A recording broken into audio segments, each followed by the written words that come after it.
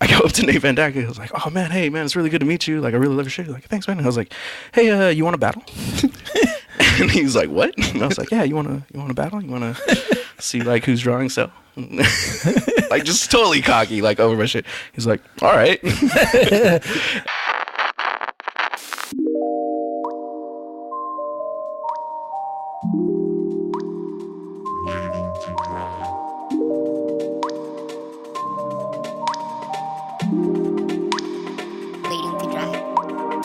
Welcome to Waiting to Dry, everybody. I'm Sergio Lopez. I'm Josh Lawyer. And you are? I am Ozi Magana. Welcome to my casa, Ozi. Yeah, it's a nice home, man. It really is. It's really cool. Yeah, thanks for making the drive all the way out here. Yeah, for no sure. problem. Yeah, definitely. And supplying us with booze. Yeah, So that's cool. And then how much money you got on you? let's see. In this suit specifically. Yeah, you're definitely the snazziest dressed guest so far. I figure, you got to look good for the podcast, right? Yeah. I mean, Nate Van Dyke, he was wearing a birthday suit, so he was looking pretty good. But Yeah. I don't know. That's close competition. Yeah. I years ago, I snapped a photo of his birthday suit, and I was comparing it to my birthday suit, and it just didn't hold up. So Whose didn't? mine. Oh. Yeah, for sure. So I had to jack a car salesman for this suit. Yeah, Nate Van Dyke is a Greek god, so that's just the problem. Yeah. A Greek giant. He's got some of the what are those people? The the big white tall people. The pale facers. The Vikings? Vikings. Those are the ones I was trying to think of. Norwegians, right? Yeah, From Norway. Yeah, Those are the think tall so, ones. yeah. Yeah. Van Dyke. Yeah. I'm usually not that quick to think of things, Yeah. and today I'm full of food, Stopping all thoughts. so I'll be extra slow today. Yeah, this might be a weird one. Yeah. If you hear someone snoring, it's going to be me and Ozzy in the corner. Yeah. So get ready for All Sergio podcast. Yep. Yes, finally. And for the listener, we're doing a drinking game where you can definitely play along, where we're going to take a sip of beer every time Sergio talks. So, Yep. Blah, blah, blah, blah, blah. there we go. Chug it. So make sure you guys have at least half a can of beer. Yeah, just grab the beer from the night before. Yeah. Yeah. You don't need much. Maybe I don't know, but you'll get almost buzzed. Yeah, just If you enough. played this during the Joshua Mays episode, you left pretty sober. Yeah. I think I counted 5 words on that. Yeah. And we just looked at him like, "Quiet, Sergio. We're talking here." Every time he looked like he was going to talk. Yeah. I thought for a second that Josh just unplugged his mic and was like, "You're done." Yeah. We just muted him.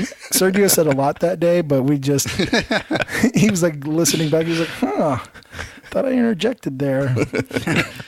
But yeah, like every time I was about to say something, somebody jumped in. So I gotta assert myself one of the better. Yeah. 2 other people in the room. Yeah. It was usually Josh. Or, now dare both you. times it's either Josh. Yeah. Yeah. How dare you for both of us? Well, that Joshua Mays just does not shut up. That's you. Oh my God. That's what I hear. Yeah. If you look on his Wikipedia page, just all the words. Yeah. 'Cause he wrote it himself. Yeah, there's just but yeah, so this is my first time meeting Ozzy. Yeah. And I think you and Sergio know each other. Mhm. So that's cool. Yeah, we've known each other for a few years at least, right? 5 years, maybe? Something like that. But it was weird because we knew of each other for years before because of our mutual friend, Jason Fosnot, who just loves to talk up his friends. So, like, we had this... the way he talks about people, there's like a whole mythology made of everybody, like before you get to know them. And then you meet them in person, you're like, okay. You have to live up to it. Yeah. Yeah. Did you guys have to carry a ring through Mordor or something? Or? It was just like, I remember meeting Sergio and he was like, I was like, "Hey, I'm Ozzy." And he's like, "Oh, you're Ozzy. I've heard about you." And I'm like, "Oh shit, what did he say now?"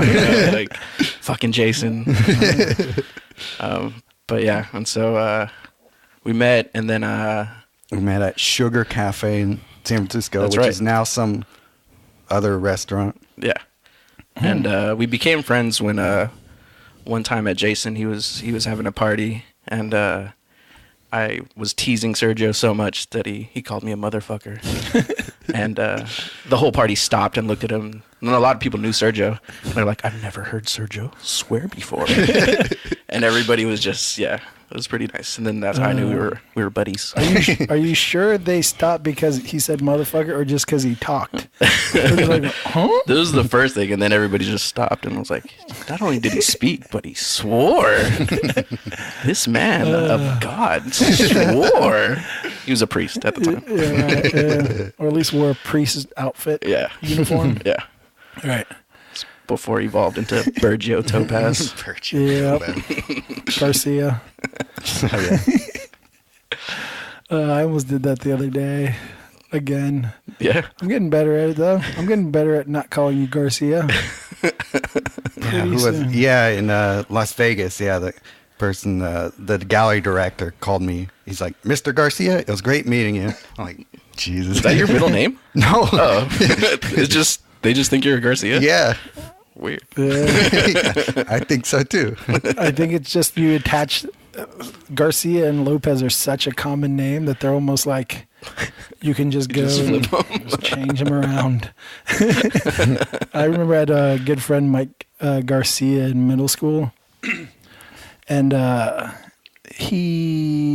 was like, I went, and there was, I think like 10 Mike Garcias in our school, and then there was something like 3 or 4 that had the same exact middle name. Damn. So it's like, I don't even know. You could just get away with so much doing that. It was Mike Garcia. Not me. Not me. Not me. Yeah, exactly. There's so many of them. But yeah, that's why I'm going to justify doing what I do. You look like this Mike Garcia I used to know. Yeah.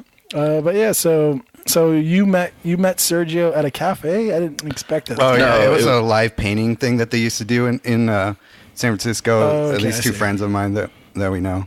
And how did you meet them? I think I invited you to come out to that, right? Yeah, I think that's what it was. Yeah. Nice. And that's that? Wait, you invited him to that? Yeah. Oh, it was like a blind date. Kind of, yeah. Nice. That's hot. Yeah, it was really nice. He had flowers waiting for me. It was great, you know. He's like, this is before Tinder, so I couldn't swipe left or whatever it was. He's like, I'll be the one with the polka dot shirt and flowers. Yeah. Just he walk wore in, the same suit. Everybody, it's probably the same suit. No. And Sergio was the third guy you walked up to that had polka dot shirt and He sent me a flowers. message. He was like, I'll be the guy that isn't saying anything. It was super easy to find. Yeah. Be in the corner staring at everyone else with judgy eyes. With wishful eyes. Talk to me. Yeah. He would almost talk every time. He would just about to say something, and then a Josh would come in and interrupt him. Yeah, that's what happened. That's probably true. And the idea of the podcast was born. Yeah. He's like, I just need to find another Josh who's willing to record with me. Yeah. So I was suckered into it. Nice. And so you guys knew that you guys had similar friends and were both artists and had this myth behind each other that you guys fought ninjas and wore capes and stuff like that. Yeah. And basically. Then you guys met each other and you guys were like, you don't fight a fucking ninja. Or if you do, you hide it really well. Yeah. You are the best Clark Kent ever. Yeah, I really liked his stuff, you know. Jason was showing me his work and I was like, damn, this dude is like super badass. And I want to meet him and talk about art. And yeah, for sure. obviously, we didn't talk about art. We didn't talk about anything, but Yeah. he just called me a motherfucker the whole time. Continues to this day. Yeah, that's true. Are you there yet, motherfucker? Was the text I received this morning. Nice. But yeah, that was cool. The live painting gigs were always fun. You know, you got to meet different artists, and I would always live paint in oil, which everybody was like, "What are you doing?" You know? Yeah. So then I had to put the wet painting in my trunk and get oil everywhere. Yeah, exactly. But yeah, that was super fun. I miss doing that. Yeah. Nice, But you that's do a cool. lot of live painting still to this day. Every now and then, yeah. I definitely want to do more. I feel like it's harder with acrylics for some reason. Really? Yeah. Because I can't get... I don't know. I feel like with oils, I could just blend and move the paint around quicker, and I could, with acrylics, like I'm always waiting to dry, take a drink. But yeah. So I don't know. I feel like I did it better with oils. Because the live painting I've done with acrylics is like I just look at the painting like, oh, gross. Why did I even do that? Yeah, I'm not a big fan of live painting, but the few times I get drunk enough to play around with my buddy Lopez palette, it's usually oil. Well, he's a wild man, so he paints with oil and acrylic, and he doesn't decide which one's which. Just like at the same time? At the same time. Oh, that's cool. And yeah, I would definitely, if I did live painting, I would probably prefer oil. Yeah. I mean, go with what you're comfortable with probably is the best way to do it. Yeah. Yeah, well, the first... when I learned how to paint, it was an oil painting. Like that's how I learned. Was learning oil paint, and then wait, that's how you started? That's how I started painting. Oh, but you would draw before that, I'm assuming. Yeah. As a kid, I would draw comic books and stuff like that. Not Dragon Ball Z, but suck it, Sergio. But yeah, big comic book fan. My dad was a pretty good artist, so he would show me some stuff. That's cool. I remember one time he was like, "Hey, draw this water bottle," and I drew it. And I was like, "Oh man, it's so badass!" Like, and then he drew it with like correct perspective and shading, and I was like, "You bitch! Like, I hate you, Dad. Like, you're the worst." Just side by side comparison, and I was like, and that's when you accidentally slipped a little poison in his drink. That's when I ruined his marriage. Sent him back to El Salvador. He's like, "Why are you doing this?" You're like, "Remember the water bottle?" Think I forgot, motherfucker? I picked that word up from Sergio.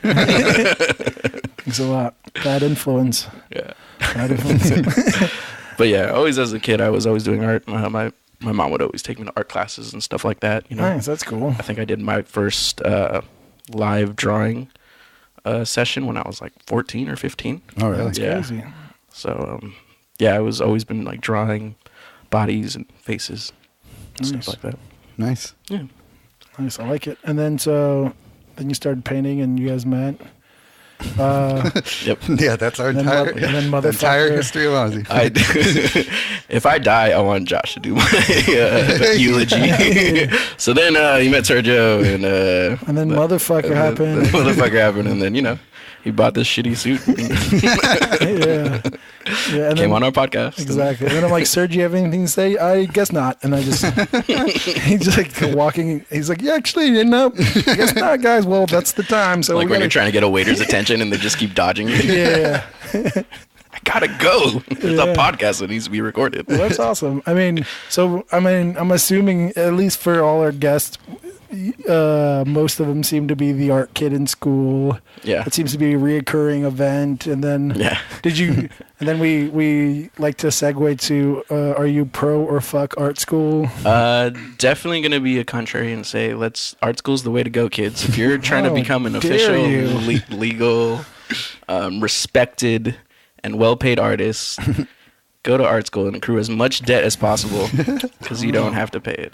How dare you? I'm just kidding. Art school's the worst. Wait, are you saying that with sarcasm?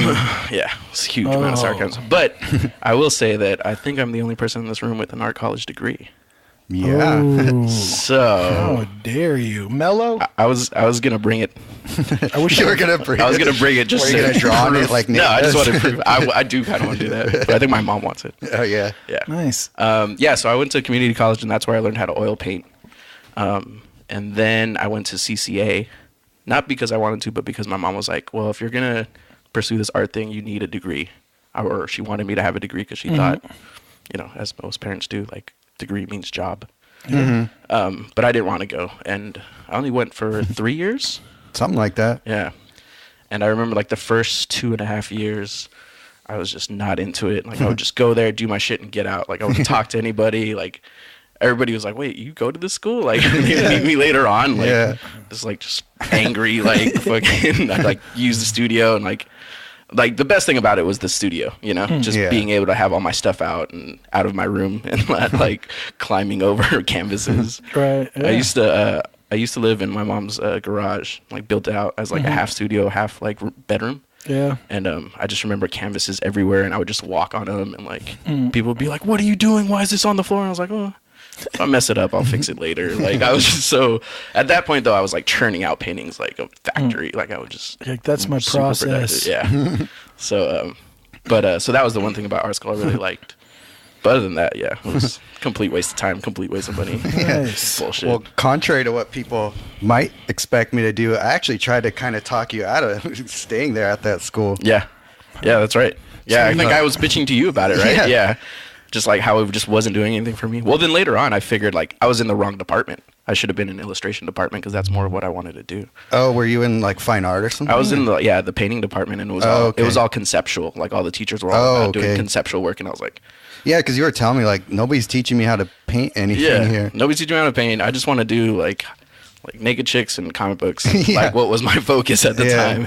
Like none of the painters were into that. Like they look at my stuff and be like, oh, whatever, and then this other person who was doing like gouache paintings in a notebook, they're like, oh my god, this is so great. Like just not even like paintings, like just swatches of color. Oh right, yeah. It's like cool. Call back to the MJ Lindo episode. Oh yeah. Cool. I took notes. Yeah. Nice. You're like the first super fan of our podcast to be on it. It was pretty great. Well, do you seriously have notes? Well, Leon's a pretty big fan. Oh yeah, that's true. Yeah, I did take notes. He has that on his notes. I'm so curious to know what's on the notes now. I tried to go through all of them, but then I was like, It's just like a tally point of Sergio talking. Episode Everything 1, I've ever said. art school. Upper playground, white walls. Yeah, that was probably the only people we really took shots at were white walls. Yeah. Well, yeah, that dude was a piece of shit. So yeah, I still haven't decided how I feel about him. Yeah, I mean, do I hate him? Am I in love with him? I don't know. I'm sure he's still out. But yeah, that's awesome. And so now that you're on the show and you've taken notes, yes, how awkward can we make you feel by saying this better be a good episode or else? Well, if you're expecting a TED Talk, just go back to the last episode. Damn. And hear. Speaking of Josh Mays, though, you started sort of a fake beef with him. I have a one-sided beef with Joshua Mays. Joshua Mays, if you're listening, I never forgot. Oh. And I'll never forgive. Sounds like you don't know what you did, but I do. Oh, it sounds like he forgot. Yeah, I doubt he remembers who I even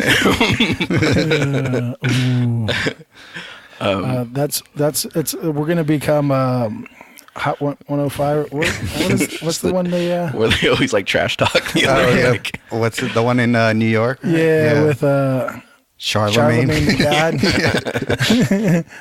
We're just gonna start beef until Birdman shows up at my front door and says, "Keep my name out your mouth." Yeah, exactly. Put some respect on it. Put some respect on it. Respect on my name. Yeah, no, that started because I moved to Denver for a couple years, and a mutual friend of ours, I guess, he was like, "Oh, you should hit up Joshua Mays, like ask him about the art scene out there, like get some info, you know." And so I hit him up, and he was like, "Oh yeah, man, just give me a call sometime, and I'll tell you what I know or like give you some tips." Right. I was like, cool. So I gave him a call, didn't answer, left a message or whatever. Waited like a couple weeks, called him again, didn't answer, left a message. I was just like, fuck Joshua Mays. And then later on, I think my friend was like, oh yeah, talk to him about it. He said he was just like super busy and he just kind of forgot. I was like, yeah. All right. You're like, I guess I forgive you. Yeah. And then I was like talking shit like to all my friends, and we had a house party and he was there. And he's like, hey, everybody was like, hey, Joshua Mays is here. Like, you can start some shit. I was like, just better not talk to me, man. And then I was in the hallway, and he's like going to the bathroom. He had to go to the hallway to go to the bathroom. He's like, sup? I was like, hey, how's it going? You're like, what's that mean? No, never mind. What do you mean, sup? What are you trying to say? That's funny. But yeah. Amazing painter, though. But yeah. Still, fuck Joshua. I do not agree with warning. The views and whatever represented by the guest today are not those does not represent the podcast. The views expressed on this podcast are the views of the guest only. Yeah, that's cool. Episode 2. That's cool. We haven't had any beef yet. Pokemon Go. Oh yeah. Is Harry Potter on there? I left the Harry Potter out.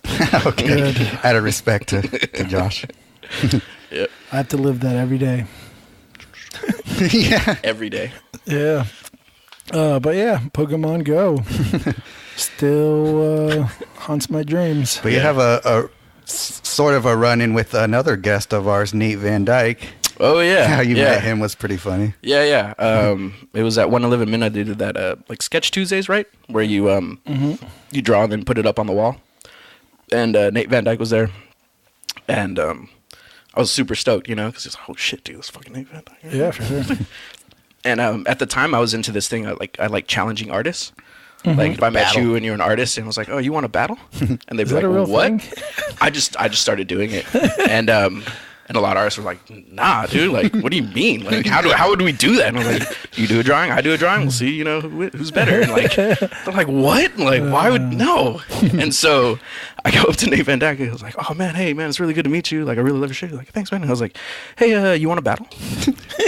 And he's like, what? And I was like, yeah, you want a battle? You want to see like who's drawing so? Like just totally cocky, like over my shit. He's like, all right. And he's like there taking his time on this one piece, and I'm trying to like bust out like 4 drawings, and I'm like just like crushing it. I'm like, yeah. I put my shit up there, and he's just taking his time, you know. Then he finally puts his shit up there. Immediately, as soon as he put it up, it's gone, right? And my shit is still up there. Wait, do people sell the? I've never been to a Sketch Tuesday. Yeah. It's so basically you do a sketch, and then you can put it on the wall and sell it for like however much you want. Oh. And like people just be there watching you make it, and then like they'll buy it if they want it, you know. But yeah, he's like there and he's looking at my drawings, and I was like, fuck, none of them sold. Like I totally lost this battle. And he was like, hey man, I was like, hey, and he's like, you know, you're pretty good, but you should definitely take your time, you know. You should definitely rush through. And I was like, yeah. Well, damn, that's some solid advice for sure. Yeah. So, but he was really cool about it. Yeah, I tried to challenge Henry Lewis one time, and he was just like, no, why the fuck would I do that? And I was like, I don't know, just like funsies. And he was like, no, what do I gain from that? Like, and I was like, all right, cool, yeah, I get it, dude. Like, yeah. But yeah. Yeah, I mean, I think after that one, I stopped doing that. I was like, yeah, you're right. Yeah. Speed up, fucking dick. When they react like that, you should react with like, I meant breakdance battle. Dance battle. Duh. Why would I battle you in art? Of course. What would you get out of it? What kind of silly question is that? The other way to go is like, oh, you're scared, huh? Yeah, that's right. You don't think you could beat me, huh? Like, just goad him. And no, he would have kicked my ass too. Yeah.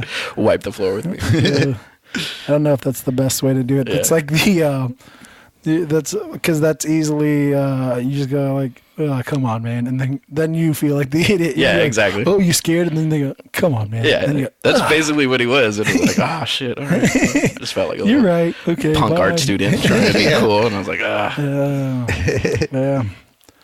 Yeah, that's hilarious. I know a couple people that you know, like Jesus and oh yeah. I don't know. I lurked on your Instagram a little bit. I'm like, oh, he knows Jesus. I don't know. I know that like group of Oakland artists. So yeah. I'm assuming you know some that I know. Like I don't know if you know Renee. Yeah. Renee Castro. Yeah. Yeah. And do you know Felicia? Yeah. I actually got a studio at Fault Line. Okay. Where she has a studio too. So now we're like studio mates. Kind of. Nice. Yeah, she's cool. Yeah, I've been meaning to check out that place. It seems like a cool little spot. Yeah. It's really it's just nice to have another like a place to work in again, you know. Yeah, for sure. But yeah, it's cool seeing she's there like all the time. She's always there. She's a hustler. Just grinding. Yeah, so crazy, like how much she's like churns out.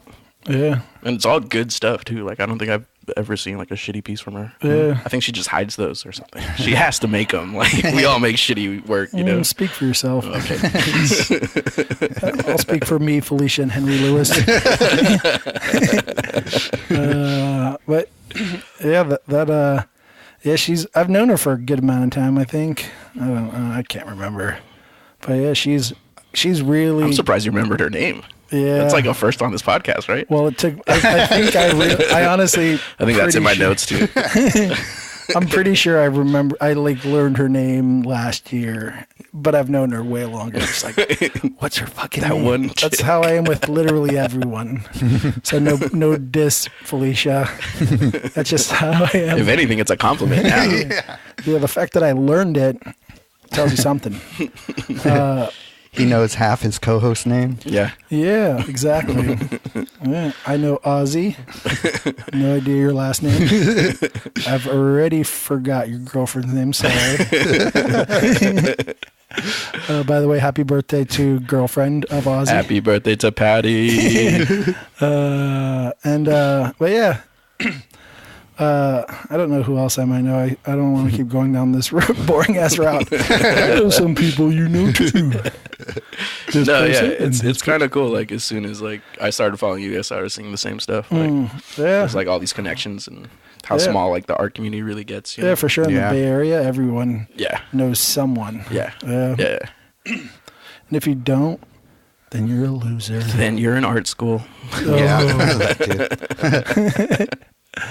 I mean, even Sergio knows people, and he doesn't even talk. He's a mute. Yeah. Right, Sergio? He's sign languaging right now. I type a lot. He's like, I'm big on Twitter. Go to one of his shows, and I'm texting him, hey, man, where you at? I'll just talk to you through the phone. Yeah. What do you think about this piece? All right, now walk to this one. Yeah, exactly. That's where you get the real dirt from me. I got it on record now. Yeah. How do you do at your show, Sergio? I've never seen you in a art show where it's like your show. I find the one person that I know and can talk to in person and just stick to them the entire time. That's hilarious. You need like which is why I roll with you guys to every show. You need a Josh in your life to just when like someone's like, where's the artist? And then they come and they meet you, and then you go like, oh, could you just talk to Josh and he'll explain it for me? You mean you're not going to be my Josh? I'm busy. What day is that? I'm busy. This is your podcast, Josh. You need your art show, Josh. Yeah. Exactly. There's millions of us out there just waiting to speak up for Sergio's. Just like those Mike Garcias. Millions of them. Yep. Yeah. We're the Joshes are the pale facers version of Mike Garcia's. The Caucasoids. Well, Mike is The Caucasoid. Mike is a white name as well. I mean, I'm assuming because I know one of my friends was Mike Garcia, but he went by Miguel Garcia, but that's like the translation, right? Yeah. So he was another one, but he just went by Miguel, not Michael. So there might have been even more. Yeah, they're just going by the American version of their name. Who knows how many Josue's there are? That's the Josh version in Spanish, right?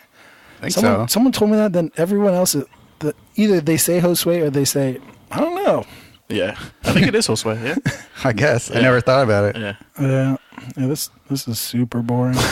So back to you, Ozi. Let's check your notes. My name. Oh yeah. What's next on your list? So wait. So you went to art school, got a degree. Yes, against my will. Yeah. Poor soul. And then you popped out of art school's vagina. Yep.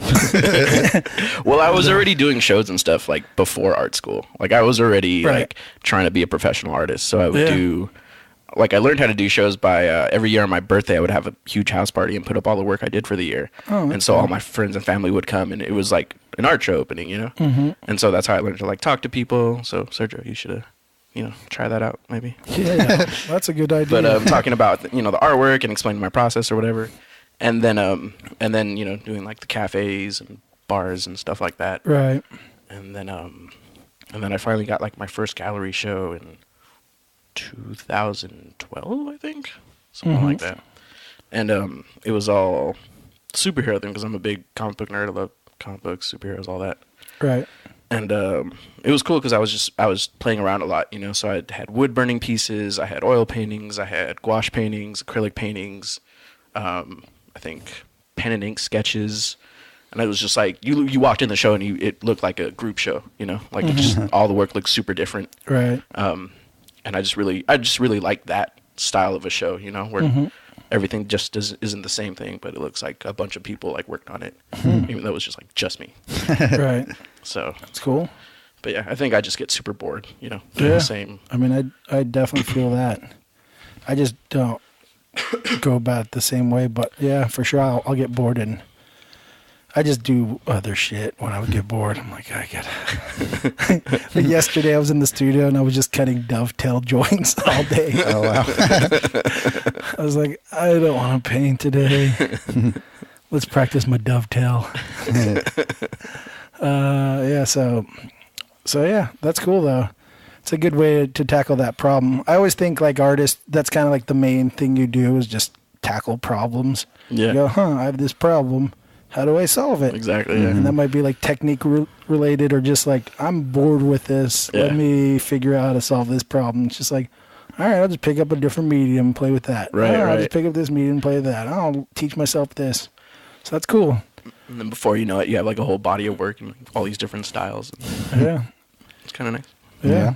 Yeah, you could start 10 different Instagrams of different with different art styles, and then just beef with yourself all day long. Ozi's charcoal drawings. Ozi's pen and ink. Fuck those charcoal drawings, bro. Yeah. Yeah, why didn't you answer my calls? I think Ozi's losing his mind. I moved to Denver for you. Oh, that's awesome. And so, yeah, so you've been showing, and have you always lived in Oakland?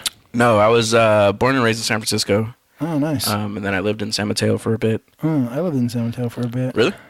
Oh, when I lived for like 10 years when I was a child. I was like, okay, cool. From as long as when the first memories you have as a child till, I don't know, 5th or 6th grade. Cool. Yeah, I was there for, I think for all of my college.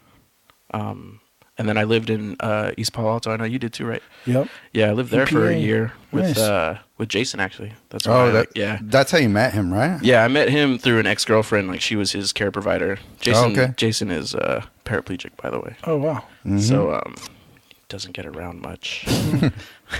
No, he does. He gets around. Those wheels go everywhere. How'd you like East Palo Alto? It was cool. Like, I remember, like, listening to the podcast when you were talking about, like, the river. Uh-huh. And, like, you go across the bridge. We were literally on the edge Okay. of that. Like, you open the door and you saw, like, the little river bank Yeah, and stuff. were you guys living in an apartment or a house? It was a duplex. Ah. Yeah. I've lived in that area. What side of University was it? I think it was the left side. Like, So, if like, you're coming down. Towards Four Seasons or on the Yeah, other side? yeah, Yeah, I yeah. lived over there. Yeah. I lived on both sides. But yeah, that's cool. It was a super trip, like going and then walking across the bridge, and all of a sudden you see these mansions, like Right. everything's trimmed and swept and everything. You're like, what the? And literally the richest people in the world. Yeah, it was just like. And I remember, going to like my neighborhood, and you always have to watch out for like crackheads and shit that would like try to come into the house.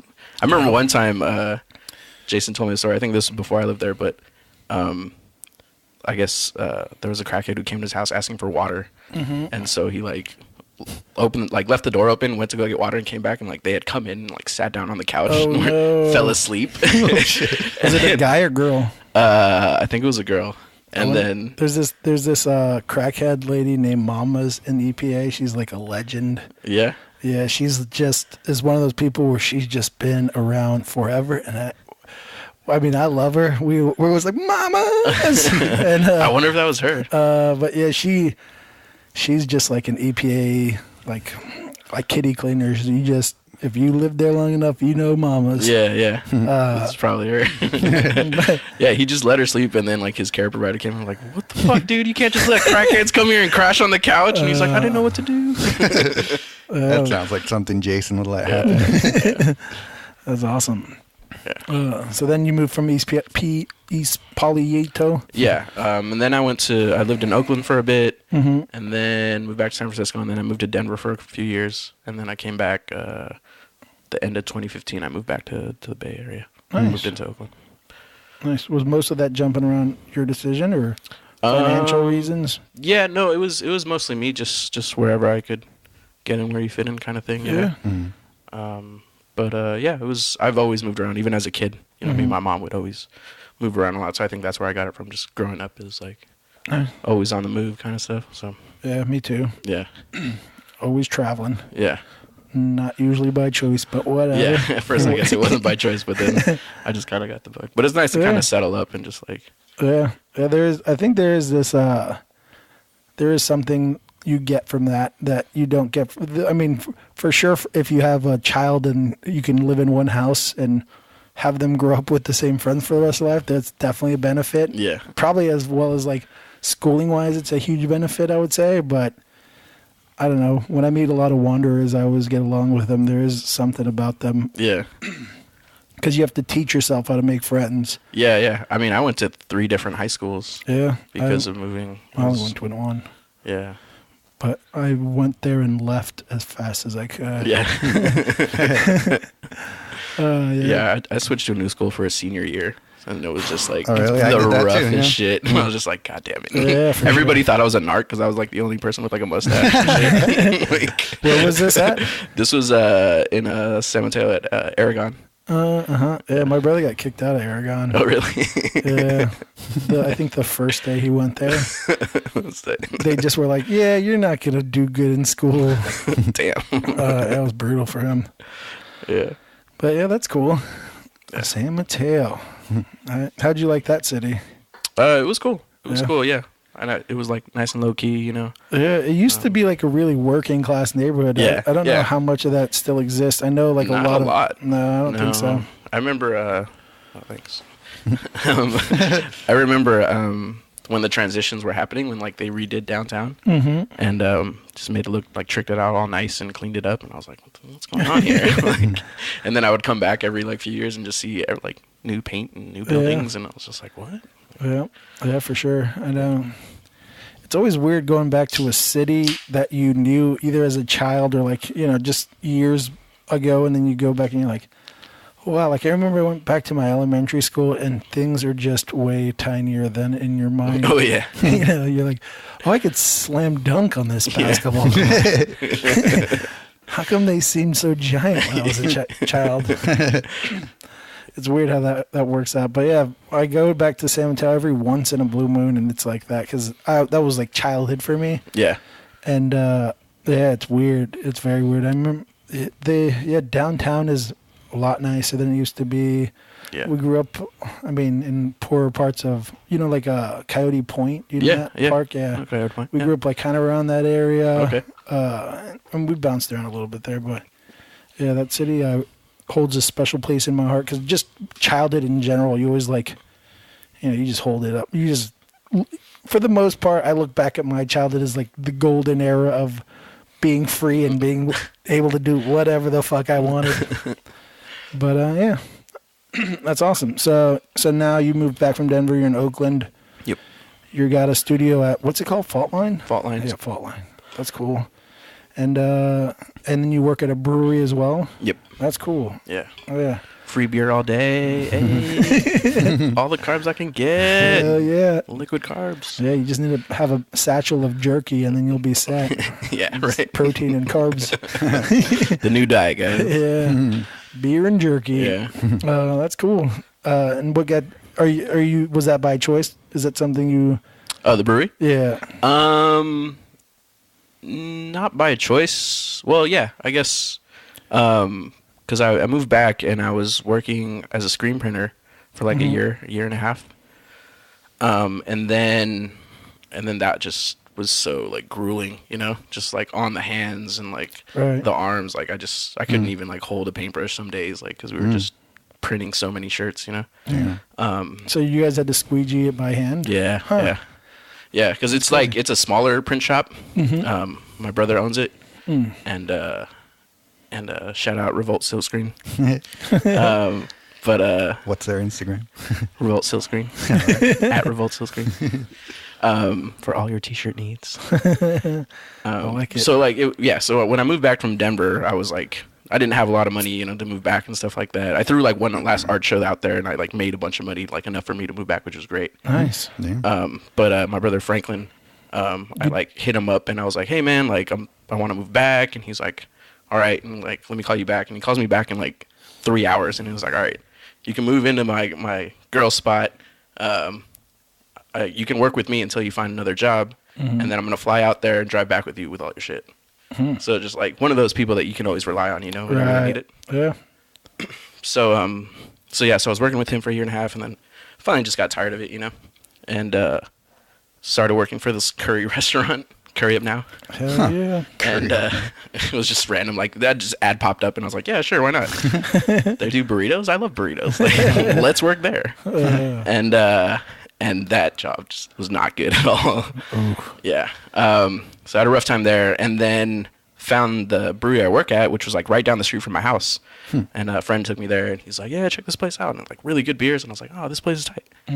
And then I think we went, like, it was the day we went, right? Yeah, so Patty and I went there one day and go to the bathroom, and there's like a sign, now hiring. I was like, oh, I'd love to be a bartender, you know? Like, that sounds like the greatest job ever. You know, just talk shit and serve beers. Yeah, why not? Had you ever bartended before? Yeah, I bartended for a little bit in Denver. Oh, okay. So like I knew a little bit about it, and but I remember really liking it too. Just being able to standing at the bar and shooting the shit with people, you know. Yeah, that makes sense. So, I mean, not for Sergio. No, I'll never bartend. That'd be the quietest bar. Yeah. People sound like, so what kind of shh? No talking. He just points to a sign that says no talking to the bartender. Yeah, and then it says I'll open a bar and call it the library. Text your orders to a phone. Yeah, exactly. Point to the tap. Yeah, that's hilarious. But yeah, it's actually a really, really fun job, really great job. Get to learn. I've been learning about like the brewing process and stuff. So it wasn't like I was like, oh, I want to, you know, learn about beer and stuff. But now that I'm there, it's like you know, every bit of knowledge that you gain is, I feel like it's better for your creative process. You know. Yeah, why not? I mean, and even if you don't use in your creative process, it's just cool to learn new shit. Yeah, I just feel it always gives you like a different perspective, and that way, like. Yeah, you'll like look at a painting and be like, oh, now that even it's not like unrelated, right? But you're just like, huh, like I never thought about this before, and like looking at it this way. So, you know, it's funny. You ever heard of those like wine and paint classes people take? Oh my god, those things. Somebody hadn't tried to get me to do it, and I was like, no way, like, I'm not doing that. But people, whenever they find out I do art, they always bring those up. They're always like, it's so hard to paint. I'm like, no shit. Yeah, why do you think nobody does it? I remember one time I got this call from like the army or something, and they were trying to recruit me. I don't know how they got my number, but they were trying to recruit me. It's like, hey, so you know, what do you want to be like when you grow up? And I was like, oh, I want to be a painter.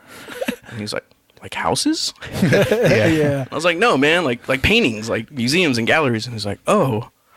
And he's like trying to figure out how to bring it back to the art. Like, well, you know, good luck with that. And yeah. So, well, you like guns? You could just hear him deleting my name from the list. Like, no way, this guy. It was pretty funny. Yeah, and he had to do the no call list. It's like, that's hilarious. I don't think he lasted long in that job. I'm sure he got fired pretty quick. That's hilarious. I get that. Shout out to Recruiter Army guy. Do you get that at all, Sergio? The old like, oh, I'm a painter, and they're like, oh, like houses. And you're like, I mean, I remember one time when I was going to school, I was wearing pants. You know how every artist has a paint stained pants. And speak for yourself. Sure, you got a stain somewhere there. Josh goes in full scrubs when he goes into paint. Yeah, exactly. Yeah, wear a tie-back suit. No, and I think the guy assumed I was there to actually like paint the building, because the way he talked to me, he's like, oh, what floor are you working on, or something like that.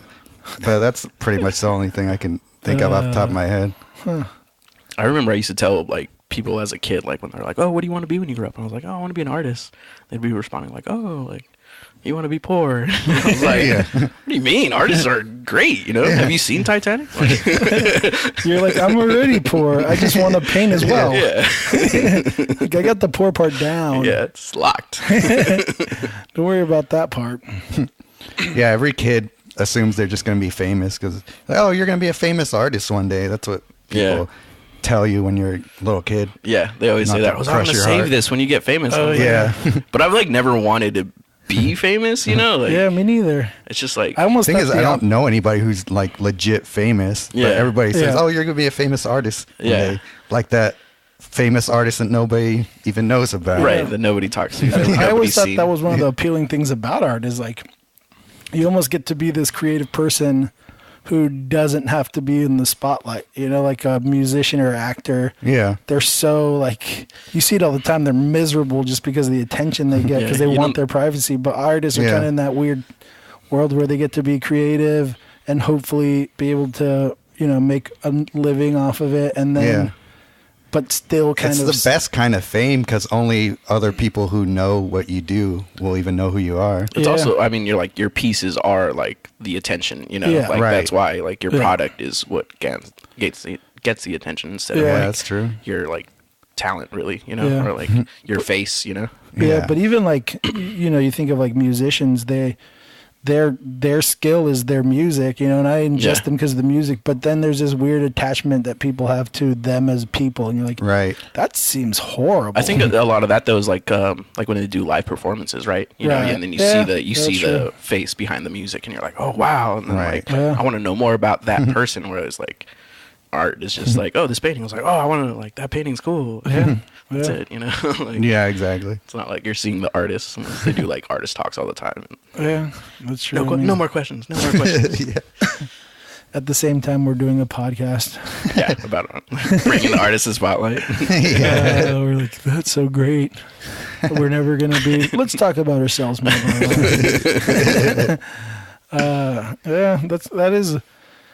I don't know. I remember seeing something where Ron English talked about that because he was selling a painting to a celebrity, and he was like, it's great because I know celebrities and they buy my artwork, but I'm not famous. Right. And I make money, but I don't make as much as them. I just am in this weird world where I know celebrities, but I'm kind of their friend, kind of not their friend, and I make money off of what I do, so it's kind of this great thing. I was like, oh, that's pretty cool.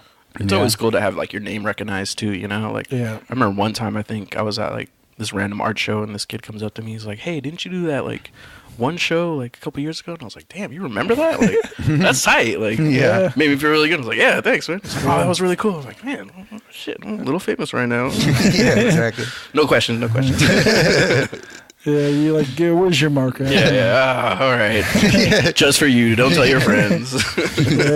And at the same time, people always come on my Instagram. And they're like, "Are you actually a lawyer?" And I'm like, "Oh God, I hope one day that ends." Legally change your name to Artist, Joshua Artist. Well, I kind of do it to myself because my Instagram is Joshua the Lawyer, so people just are like, "Are you actually a lawyer?" And I'm like, just do the painting on the side." It's a stupid joke I did, and I just am too lazy to change it. But yeah, that's cool. I mean, I still don't understand the main loop. The main loop. Yeah. What the fuck? Do you want to talk about that? Can I ask you about that? Sure. Yeah. All right. No, it came from. Wait. Before you tell us, can we guess? Okay. All right. Let's guess. Is it when you put your belt on in the morning, there is a specific loop that you think is the most important, and that loop is the main loop? You're so close. You got any guesses, Ozzy? Yeah. Is it when you finish a painting, do you like make a loop around the painting to be like, done? Yeah. That's it. No. Sign your name in that little. Oh, I got another one. Is it when you're eating a bowl of Fruit Loops, and you eat only the yellow ones because they're your favorite and they're the main loop that you're into?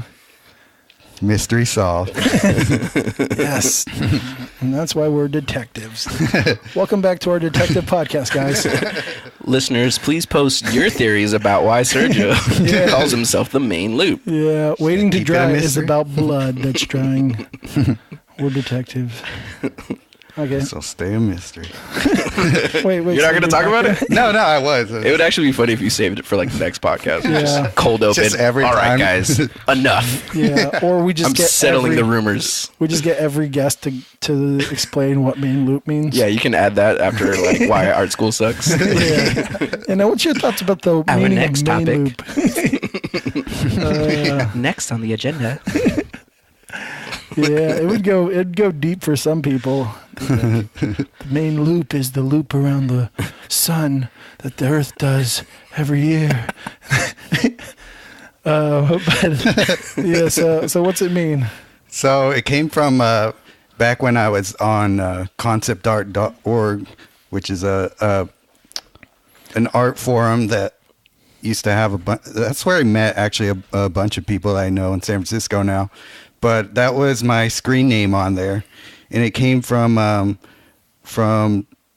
before that was a different forum that was like a hip hop forum that I used to go on. And so I chose the main loop because it was like the main loop in a beat, like the catchy part of a beat that loops. So that's all that's from. So it's like nobody likes that explanation. Yeah, no. I mean, don't tell anyone that ever. We're gonna have to edit that out of the podcast.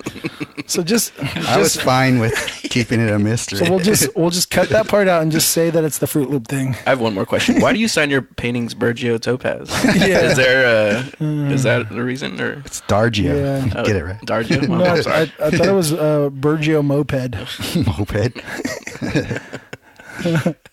Just like to remain anonymous in your paintings. I thought it was Fergie Snow Sled. I thought it was Mike Garcia.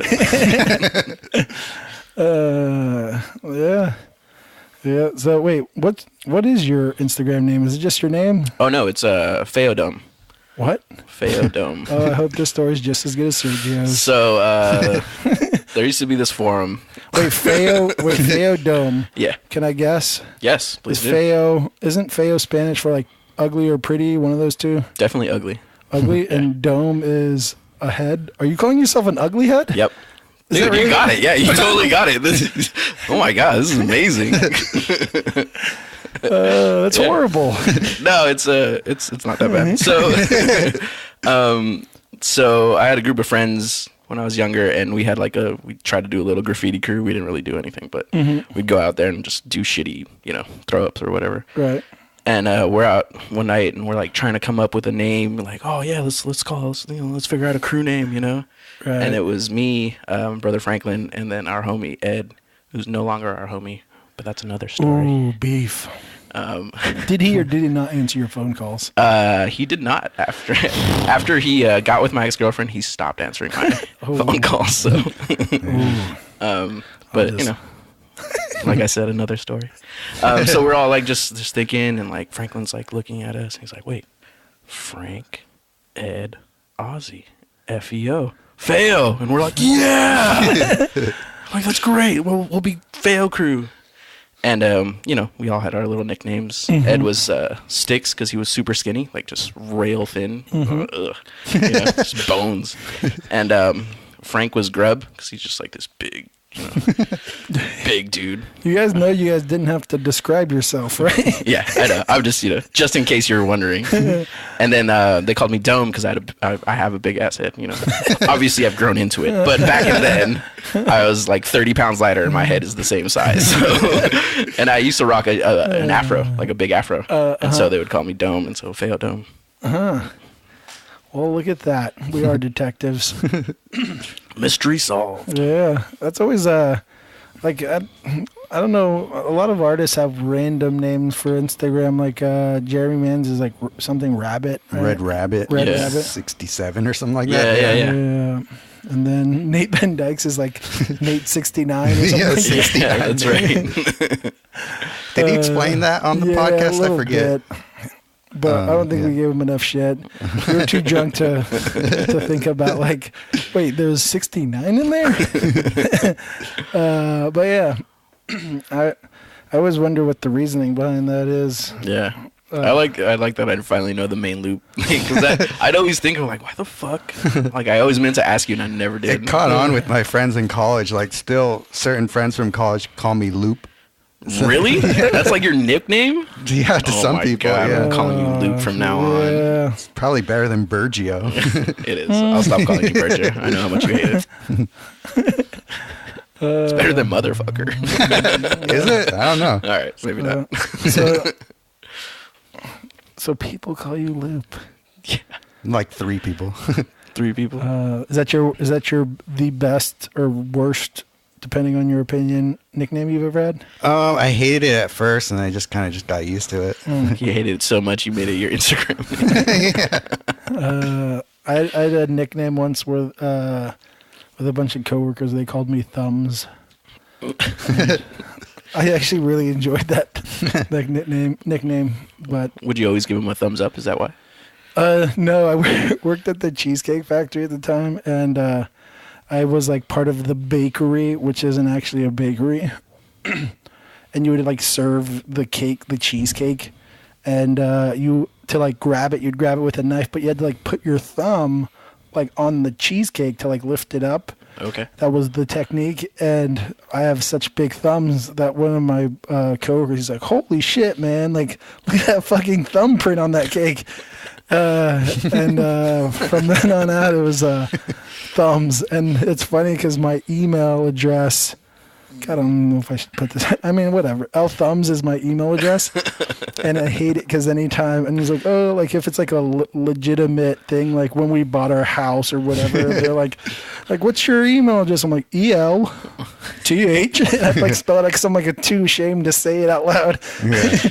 But yeah. So everybody at home should text your thumbs to LThumbs. Yeah, at noneofyourbusiness.com. I had the same problem with my old email address, which was Dr. Drawgood MD. Dr. Drawgood MD? Yeah. Oh my. Wow. And after a while, that should be your Instagram handle. Yeah. Why is that not your Instagram handle? It's too long. Is it? Takes type a while in to Dr. Drawgood. There it is. Yeah, I was like, oh, this is cool until I have to start giving it out to people. You should put it in your bio. DRDRAWG. You should put it in your Instagram bio. Hey, it's Dr. Drawgood with the main loops coming at you hard. Sergio Topaz, a.k.a. Dr. Drawgood, MD, a.k.a. the main loop, a.k.a. a.k.a. Mike Garcia. That's my new intro for the rest of this podcast. Yeah, we should be pretty drunk right now because Sergio has not shut up. Yeah, for the listener at home, take a break. Let's grab some water and then come back. Pop open a new bottle. We apologize. We didn't think it was going to go this far. I had my TED Talk speech ready, but I think I left it in the other suit. No. It was a good break. I feel like a lot of the more recent podcasts we've been going deep. I'm like, I need to like laugh a little bit. Well, yeah, just going back to that Josh Amaze one, I was like, whoa. It was a lot of good like information. Yeah. I actually really enjoyed it. But that was like, I definitely needed to pause it sometimes to just like catch my breath, just listening. Like, damn. Yeah, I can see that. I was like, I'm glad he never picked up that phone. I would have still been talking to him on it. Sorry, Josh. All right, enough about Josh. I'm bringing him up way too much. Let's talk about that Monty guy. Shots fired. He does get brought up quite a big amount. Yeah. I met him one time, too. We did a show together at this tattoo shop years ago. Nice. Yeah. Seems like all right, dude. I don't know. I love Monty. Have you ever hung out with him? No. Just, that was like the one time. But I always liked his stuff too. Yeah. Stuff's really good. Yeah, he's a wild man. Yeah. He's always fun to hang out with. And just, he's like a personal people watcher. Like I get to like hang out with him and then just like watch him. Yeah. Like, what is he up to now? Yeah. Check him out. But yeah. I think we should probably not talk any more shit about all our like who's next? Yeah. Go down that list. F you. I'm just kidding. It's just me doing the art battle shit again. And this motherfucker. Yeah. And on episode 6, calling you out, Leon. Nah, all the episodes have been really good. I really like them a lot. Cool that you I like how different they are, you know? It really is like a reflection of the artists that you guys are interviewing. Yeah, that's kind of the key, I think, or the point. Almost one of the main points is literally we're all fucking different human beings and we're all into different shit. And you could definitely see like the personality that comes through the podcast definitely relates to the artwork. Right. You know? Yeah, for sure. So it's pretty funny. What was the dude before Joshua Mays? Who, John Wentz? I think so, yeah. Yeah. Right? Yeah. And he was like, he said your name like super weird. Oh, Judson. Judson, Yeah, that's what it was. yeah. Yeah. Oh, yeah, yeah. It wasn't John I Wentz, think it was he Judson. pronounces like an Italian name. Yeah, it was in like Italy. Sergio. Sergio. And I was like, does he not realize that it's Sergio? Like, Yeah, I just let it go a long No, time it was ago. great, but like every time he said it, like I took a drink. So you know, there's another drinking game for you guys. Oh, I didn't even notice that. Oh, really? Yeah, Oh, yeah. I kept like the more he did it, the more I was like I just kept, you know, because I usually listen to you guys when I'm working on stuff and then just like turn my head. Maybe I'm just not that perceptive with names in general. So maybe I was just like, am I saying it You've wrong? been doing really good on this podcast. I have to say, like, congratulations. What do you mean? You've grown a lot remembering names. How about? You got Felicia Ann. That was cool. You got Renee Castro. That was tight. Thanks, Robbie. Robbie. Thanks for talking to us. Mike Garcia. We're just going to go back to Mike Garcia every time. Yeah. Yeah, there's you ever watch Parks and Recreation? Yeah, when they're always... There's a legendary guy in there named Ron Swanson. All right. He's just like a man's man. And then he said at one point he's talking to someone and she's like, oh, like, I think we're becoming friends or something like that. And then he's like, oh, thank you, Janice. And it's not her name. He's like, yeah, whenever people start getting close to me, I just call them by a different name to make sure that they know we're not that close. Just destroy it right there. Yeah, exactly. But yeah, that's probably why I do what I do. I think that's what Sergio was trying to do when he called me a motherfucker. Like, you know what? Done with you. We're not that close. And I took it as like, oh, we're best friends now. When that happened, that wasn't the first time you met, right? No. I think it was, yeah. Yeah, because It was like pretty soon though. Yeah, it was like after we had first met. Yeah, it was at at Jason's house. Yeah. Yeah, because I was just wondering. So, the first time you met, how did that go? Like, did he talk at all, or?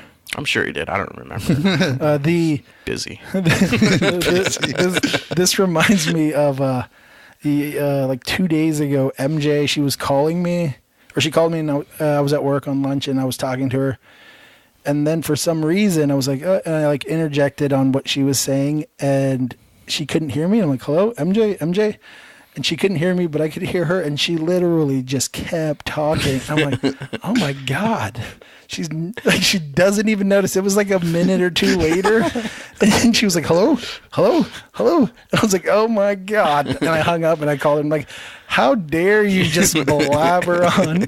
Just pretend like you can't hear me. Yeah. She just would not. I was like, oh my God. And so, I mean, I don't know. It takes a lot of self-restraint to live your life, Sergio. Yeah. What do you mean? You're like a Buddhist monk, how you just sit there and don't say anything. Yeah. Oh, I just don't have a lot of interesting things to say. I just like wonder sometimes you can catch him like staring off in the distance sometimes like maybe I could get away with murder. I don't know. I used to make I don't think I ever told you this, but I used to make up like what you were thinking about all the time. Like I was like, That sounds like something you would do. yeah. Just like look at you, like kind of just like looking at the floor, and he's like he's thinking about like the best way to skin a cat. He's like looking really like intensely in a direction. You're like, what is he thinking about? And then you look in the direction. You're like, oh, he's just looking at that girl's butt. Okay. That sounds like me. Yeah. Okay. All right. Well, I thought it was something deep. Goes No, up it's to her. never something that deep. Trust me. Yeah. That's, like the Buddhists, they it's all about like clearing your mind and from all thoughts. And Sergio just naturally does that. He Yeah. just is Yeah, just like, pretty much. Just not thinking anything. Just look into his head, and it's just white space. sorry, Sergio. Like, I have trouble meditating. Like, why? I'm always meditating. Yeah. He's like, I have trouble stopping. My head is empty like 90% of the time. Goes up to Josh, quick, give me a thought. Yeah. What am I thinking right now? Tell me. Yeah, you can go to any Josh and do that too. It doesn't just have to be. It doesn't just have to be podcast, Josh. Yeah. Yeah, any Josh will fill your brain with whatever you're thinking. That's what we do. We're like a secret society that goes around filling Sergio's mouth with words and other things. Somebody get this episode to Josh Brolin. Josh's are there? I mean, we're all the same. Yeah, it's just one Josh. Yeah, we're like that, like big fungus organism. Yeah, that's exactly what I was thinking. But yeah, that's cool. So as far as your art now, you definitely have like a big comic book influence, which you talked about. Yeah, there's definitely like this comedic part to your artwork, I would say. Yeah, I'm trying to put more comedy into my artwork. That's cool. Just so it, like, the thing I get a lot when I'm like showing or have my art up, people come up and they're like, "Oh man, this is really cool." I was like, "Oh, thanks." I was like, "You know who the artist is?" And I'm like, "Yeah, it's me." And they're like, "Wait, you did this?" I was like, "Yeah." No, but like you did this? Yeah. But like you did this. I'm like, fuck yeah, I don't know how else am I supposed to say yes, you know? And then I was kind of like curious about that because I guess my older stuff didn't match my personality because I don't know, for whatever reason. So then I've been making more attempts to put like comedy stuff, like like the pug stuff. That's cool. Exactly. Super ridiculous, an idea I had for years, and finally buckled down and did it. And the whole time I'm drawing it, I'm just like, "What the fuck are you doing, man? Like, this is the stupidest shit." And I'm laughing as I'm like putting in their eyes and stuff. I'm just like, "This is so dumb," and but just kept pushing forward. Yeah, that's cool. Where did that idea come from? Just something silly that came to your head one day? No, it was so an ex-girlfriend of mine. So all relates back to the ex-girlfriends. Sorry, Patty. She was really into pugs, and so when we first started dating, I would draw her a bunch of pugs, and I'm like, these things are fucking fun to draw. Like they're just like so weird and like layered, and they're bug eyes, and so yeah, for sure. Like after that, I started getting into them, and I was like, oh, it'd be so cool to do a whole show about pugs and have like pugs come to the opening and like have them run around and like I don't know, just like coming up with like a lot of stupid ideas. Yeah, or just pugs only. Yeah, no humans. No humans. And just so have pugs like this one. I want to buy this one. And just scent them in certain like meat smells, so they're just all like looking at the art, just, like, confused. It's like some huge. And one of them has an installation. existential crisis. Like that's us guys. Yeah, He's painting us. One's crying. Yeah. It's like he gets me. Yeah, it was gonna be just like a whole different everything, but just pug related, And then a friend of mine at Soma Arts needed like a show in like a month or less than a month. I was like, damn, what the fuck am I? I was like, I can do this pug shit, Fuck it. I've been thinking about it long enough. Yeah, that's cool. Just do superhero versions of them, and that's how it kind of came about. I brought it to her, and she's like, oh my god, this is so ridiculous. But yeah. How'd the show do? It was pretty good. Yeah, it was. Originally, they were just like the pug drawings on white paper, and then at my brewery we actually showcase artwork as well. Like every 2 months we switch it out, and so I had a wall up, available for the gallery. And so what I did is I cut them out of the paper and got some old record labels, and I had like a big box of stickers just from everywhere, and I just took the stickers and collaged them on the records and put the pugs on top and made the ones that you saw at the brewery, Yeah. Which added just another element to it, It's just like, because the white paper was it was kind of boring. Yeah. So, but yeah, it was a fun experiment, because I had moved all my painting stuff to the studio and I was at the house. I was like, fuck, dude, like I don't want to go to the studio, but I got to make these pieces. What do I have? And I looked around and I see the sticker box. I was like, oh, perfect. Spent like 3 days, like cutting up stickers. Nice. Just paper everywhere. And so when people see your artwork now and they're like, oh, we did this, and then you're like me, they're like, oh yeah, I could see that. Yeah, they're like, oh yeah, it's totally believable that you would make that stuff. And then I have like one of my like paintings in like the other corner of the bar, and they're like, who did this? And I was like, me. And they're like, no, but like who did really? it? Like, God damn fuck it. you, man. Where are you guys Again? from? Yeah, for sure. Yeah, I get people when they meet me for the first time, if they like my work, and they're like Josh Lawyer, and I'm like, yeah. They're like, wow, you look nothing like I imagined. I'm like, yeah, I know. I know what you're imagining. I am not a skinny hipster guy with a thick ass beard and fucking flannel on. I'm sorry. I'm gonna be honest. I thought that like the first episode I listened to, I was like, "What the fuck?" And then you had that one episode. I was like, "Oh, this is our first white guest." And I was like, "Wait, he's not white?" Like, was completely confused. Yeah, I mean, I'm half white. Yeah, that's where the white name comes from, probably. Yeah, my brother, he's the only one that's been named from the Tongan side. My brother Bailey, but all of us have a very like generic white names. How many siblings do you have? I got there's 6 of us total. Oh shit. Yeah, it's a little mob. That's tight. Yeah, we jump people and shit. Yeah, you should. Yeah. 6 people. What else are you gonna do? You're not gonna go to dinner because then it's automatic 20% on the fucking tab. Yeah, exactly. Fuck that. Yeah, we just are like, we're Tongan. We don't understand tipping. I'm just kidding, people. I tip. I gave this person white side of you coming out. Yeah, right. I gave this person shit one time for not like tipping. Oh, really? Yeah, they were like, because we have a deal at the brewery. If you check in on Yelp, you get $1 beer. And so this person like gave me like $5. You know, like, was he making change? And they're like, "Oh, where's the change?" I was like, "Oh, that was for tip, right?" Because like they were doing it like every day and like not tipping. Oh. And they were like, sure. Like I just kind of punked the tip out. And I was like, I'm just kidding. Here you go. But they still left like a couple bucks. But it was. Yeah. My boss came up. He's like, "Hey man, don't do that." And I was like, so people don't tip. You know, don't get mad. And I was like, no, I was just fucking around. Sorry. Like I just fucked around too much. I mean, at the same time. Tip people. Yeah, at the same time, tip your bartender. Yeah. No matter how much you pay for the beer. I remember there was one time when I was working at Cheesecake, my cousin and her husband came in and they were like, "Oh, we're going to eat." And I was like, "Cool, I'll pay for your meal." So I paid for their meal and I was just tip the server. And they're like, "All right." So then the server came and she was like, "Yeah, they gave me like nothing." Oh, really? Oh, fuck. So I was like, "I'll tip you." Yeah. And she was like, she's like, I don't think she accepted my tip. She was like, "No, you don't have to." I was like, oh, God, I feel shitty because I just paid for the meal. But yeah, it was whatever. Yeah. People are bad. I also had like another employee who she was like left like 13 cents or something like that. Oh, and shit. she literally threw it at the people. Yeah, I've heard stories like that before. You're a badass. Yeah. Yeah. I think they were like European though, so they were like.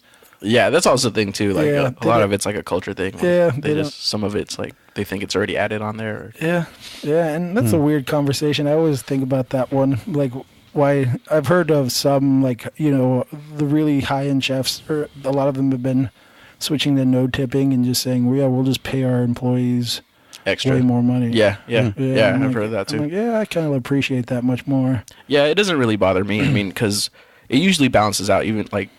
The amount of tips I don't get, I'll get other people that'll over tip, you know? Right. Like I'll hook somebody up with a beer and they'll tip me like $5 on it. Right. Like, damn, dude, thanks. Like, it's about the same cost as a beer, you know? Or like they'll just over tip. So like I always think it balances out, you know? Yeah, for sure.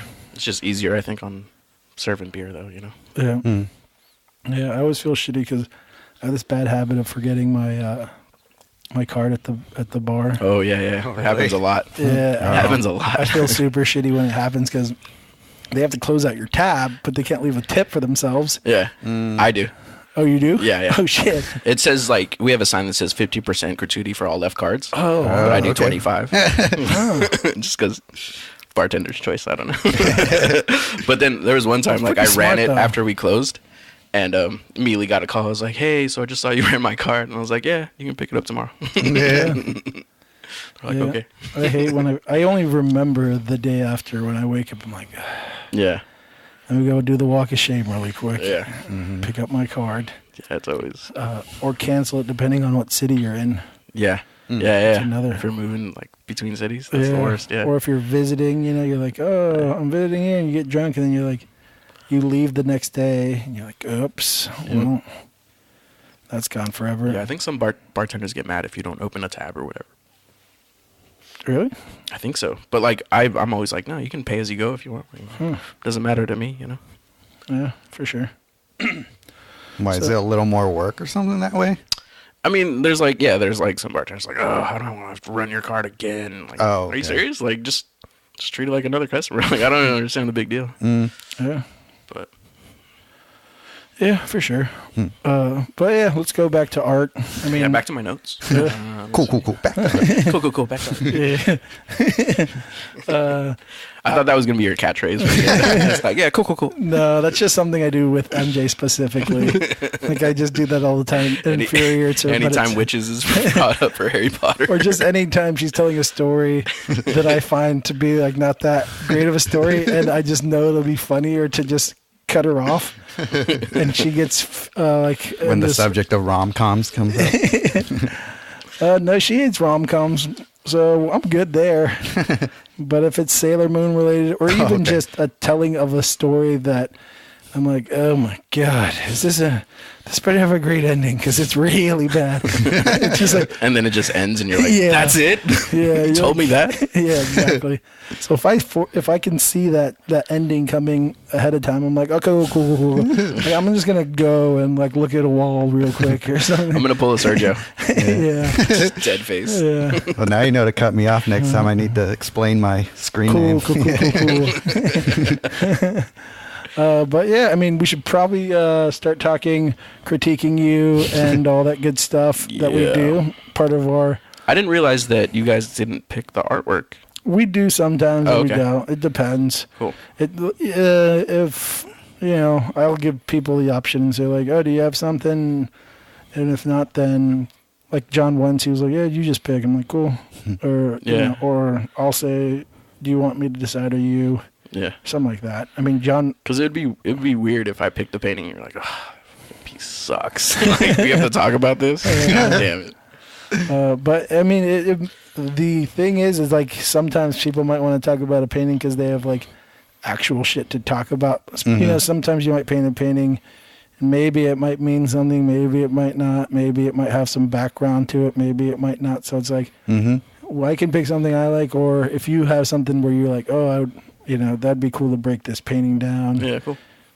But the option's it's good to have the option. Yeah. Yeah, and then if they say no, then I'm like, cool. I'll just pick my favorite then. I don't want you to pick anything. But yeah, I mean, I'm gonna pick somebody else's painting to rip apart. I almost said like, hey, let's do another Joshua Mays painting. All right, that's for serious. That's the last one. Bring that dude up. That was kind of the way we started thinking about having a podcast in general. Was just, oh, what if we just like picked a painting and critiqued it? Like that would be cool. And then it ended up being like the guest artist, but it was really just like, what if we just did a painting? Like, what if we just put the Mona Lisa and we're like, what do you think about this piece of shit? Ooh, the Mona Lisa, yeah. I've got heated conversations about that goddamn piece of shit painting. Oh, wow. I fucking hate that painting so much. Yeah. My mom took me to Paris when I was like 13. Oh, and well, she did a tour around Europe. We went to Italy, Paris, all this stuff. Mm-hmm. And we went to go see the Mona Lisa. And on our way there, like the gallery was about to close or whatever. The museum was about to close or whatever. And on the way there was this that Goya painting, the Saturn Eating His Sons. Oh, yeah. And I was like, holy shit. Like, damn, that was a fucking great painting. I was like, no, we got to go see the Mona Lisa. Let's go see the Mona Lisa. Fuck, fine, all right. Takes me, and I was like, that's it? Because it's like in a room, in the room, Right. So it's like behind glass in this like box, like within the wall, so nobody can steal it, I guess. Right. And I was like, and it's like tiny, Yeah. And I was like, and like I like looked at it and I was like, okay, cool. And then I went back to that Goya and just stared at it like until like which they painting is the 13-year-old boy gonna like more? Yeah. That Goya was so beautiful, man. That motherfucker could paint. I do know who Goya is, but I don't know the painting's name. It's like this dude like eating, like he has ripping up a baby, like he's eating a child. Oh yeah. He's like pulling up legs and he's all crazy and he has like his hair all frizzed out and his eyes are all bulging. Super lighthearted. Yeah. Like a rom-com. Yeah, like the rom-com. I also grew up on like horror movies and shit. So like, I think we watched like Predator and Terminator when I was like, I don't know, 9. Just in general though, most young guys are like, I feel like we're kind of drawn to like the darker sides of art in general, and then at least for me, I've definitely like lightened up over the years to the point where I'm going to start painting snowflakes and butterflies. But it's just, I think that's kind of, we're just like brooding young men. Do art. I hate everything and fucking the world sucks. Woe is me and fuck you, Dad. Never drawing a water bottle again. Yeah, you would understand me if you read my poetry. But yeah, so this is The Healer of Worlds. Is that the title that we're looking at? Yeah, that's the title. Okay. This was originally a proposal for a mural. Oh, was it? Oh, nice. Yeah, and they didn't obviously go with it. Did they go with your arch enemy? I'm just kidding. I don't know. Oh, you mean he who will not be named? I don't know who they went with. Actually, they We're just just gonna decided bleep not to his go name with out for the rest of the podcast. Yeah, just bleep it up throughout the whole thing. Yeah. So he'll still not know that we have beef. Yeah. Yeah, it was a proposal for a museum, and it was for this like nonprofit that was like, you know, community organization, and they wanted something for their, like, they had this backyard with this concrete wall. And so I proposed to do this one, and originally I was gonna have we were gonna have an event and have like invite people from the community to come in and paint inside all the, like, the leaves and all the plants, and then I was gonna outline it so it looked like part of the piece, you know, and that was gonna be like the community element of it. Okay. But I think they just wanted like your basic community mural with like a bunch of people with different shades of skin tones. And, Right. you know, like you always see that. Sure. Yeah, just like an old colored man who's like planting a flower. Yeah, next to like a little like Chinese child or whatever. Like, Yeah. like, you know, just I Sure. get it, but you know, it's also been Yeah. done like a million times. Yeah, exactly. Especially in the Bay Area. Mm-hmm. So then I turned it into like this piece, and this is actually just a snippet of it. The whole piece actually is kind of like a comic book page. So there's like panels. Okay. But yeah, we can just talk about this section. So do you do murals a lot? I don't even know. I used to do murals. Oh, yeah, when I nice. was younger, I was with Precita Eyes for a little bit. I don't know what that is. Precita Eyes was this group out in San Francisco, and they basically got youth to do murals all around the city. Okay. And they would do mural tours, and like they made their own paint-free murals, and it was pretty cool. Nice. I think they're still in operation. That's cool. Were you like in that program or whatever? Were you painting your own stuff, or was it kind of like? Because I know MJ, she was kind of a part of something that would sound similar, and she would always have to paint, like, you know, they would just give her something like, oh, we're gonna paint this on. And Yeah, she would it kinda started do that. out with sections, like you would just be in one section. Right.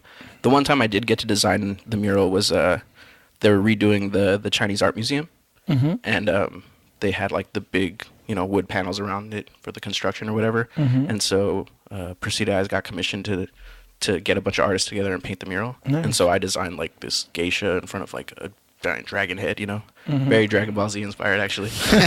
And yes, and I remember like I designed it and laid it out, and then the people who were helping me painting were just like not good painters. So like one part of the dragon didn't look like the other part. And I was like, what are you guys doing? Like, just look at what I did. You know? Yeah. And like it was, but I was a kid, right? And all these like they were all adults, so they were like, yeah, whatever, kid. You know? Fuck you guys ruined my shit. You know, like badass mural it could have been, but Yeah. but yeah. And then I think the last one I did was with my friend Mike from this art crew I used to run with called Inks of Truth. Shout out Inks of Truth. And we did a mural on Market, 6 and Market. Okay. And it was funny because it was like I did like a naked dude and like a naked woman, but she was pregnant, you know. And they were very just like caricatures kind of thing. So I lay down the figures and started doing the skin tones, and we're gonna work on the backgrounds like the next day. And we come back, and somebody had smeared tar, like on like the bottom part of the dude, and like the woman's chest and like stomach area, like censoring it. You know? And I was like, "What the fuck?" And it was like tar. You know? Was it Instagram? It was probably Instagram. Your post is not. I've never had that happen to me before. I'm really excited for the first time it happened. I'm really like, yes, it's official. Because then you get to post that. Yeah. And then throw a fit. I've never had it either. Yeah. I guess I don't paint nipples real enough. Yeah. I'll work on that Instagram. Thanks for judging me, Instagram. Yeah. But so then I just I painted on top of the tar. I painted the skeletal system under it, so it looked like an X-ray. apart. So it actually made the piece look a lot better, which was kind of funny. That person is taking credit for that. They're like, yeah, I collaborated on this piece. This mural. They signed it Joshua May. Stop hating. But yeah, I think that's the last one I worked on. Nice. I remember one time I did I painted my wall in my room, and the power went out, but I still wanted to paint, so I painted it by candlelight. Really, that's cool. That's awesome. And my eyes hurt and everything, and I went to sleep and woke up and was like, oh, that's what that looks like. No idea what the fuck I was doing. Yeah, it's horrible. It's just like. But yeah, sorry. Cool. Back to the painting. So yeah, this is a portrait of my friend Senya. From out in Denver. Shout out Skid Marks. Hey.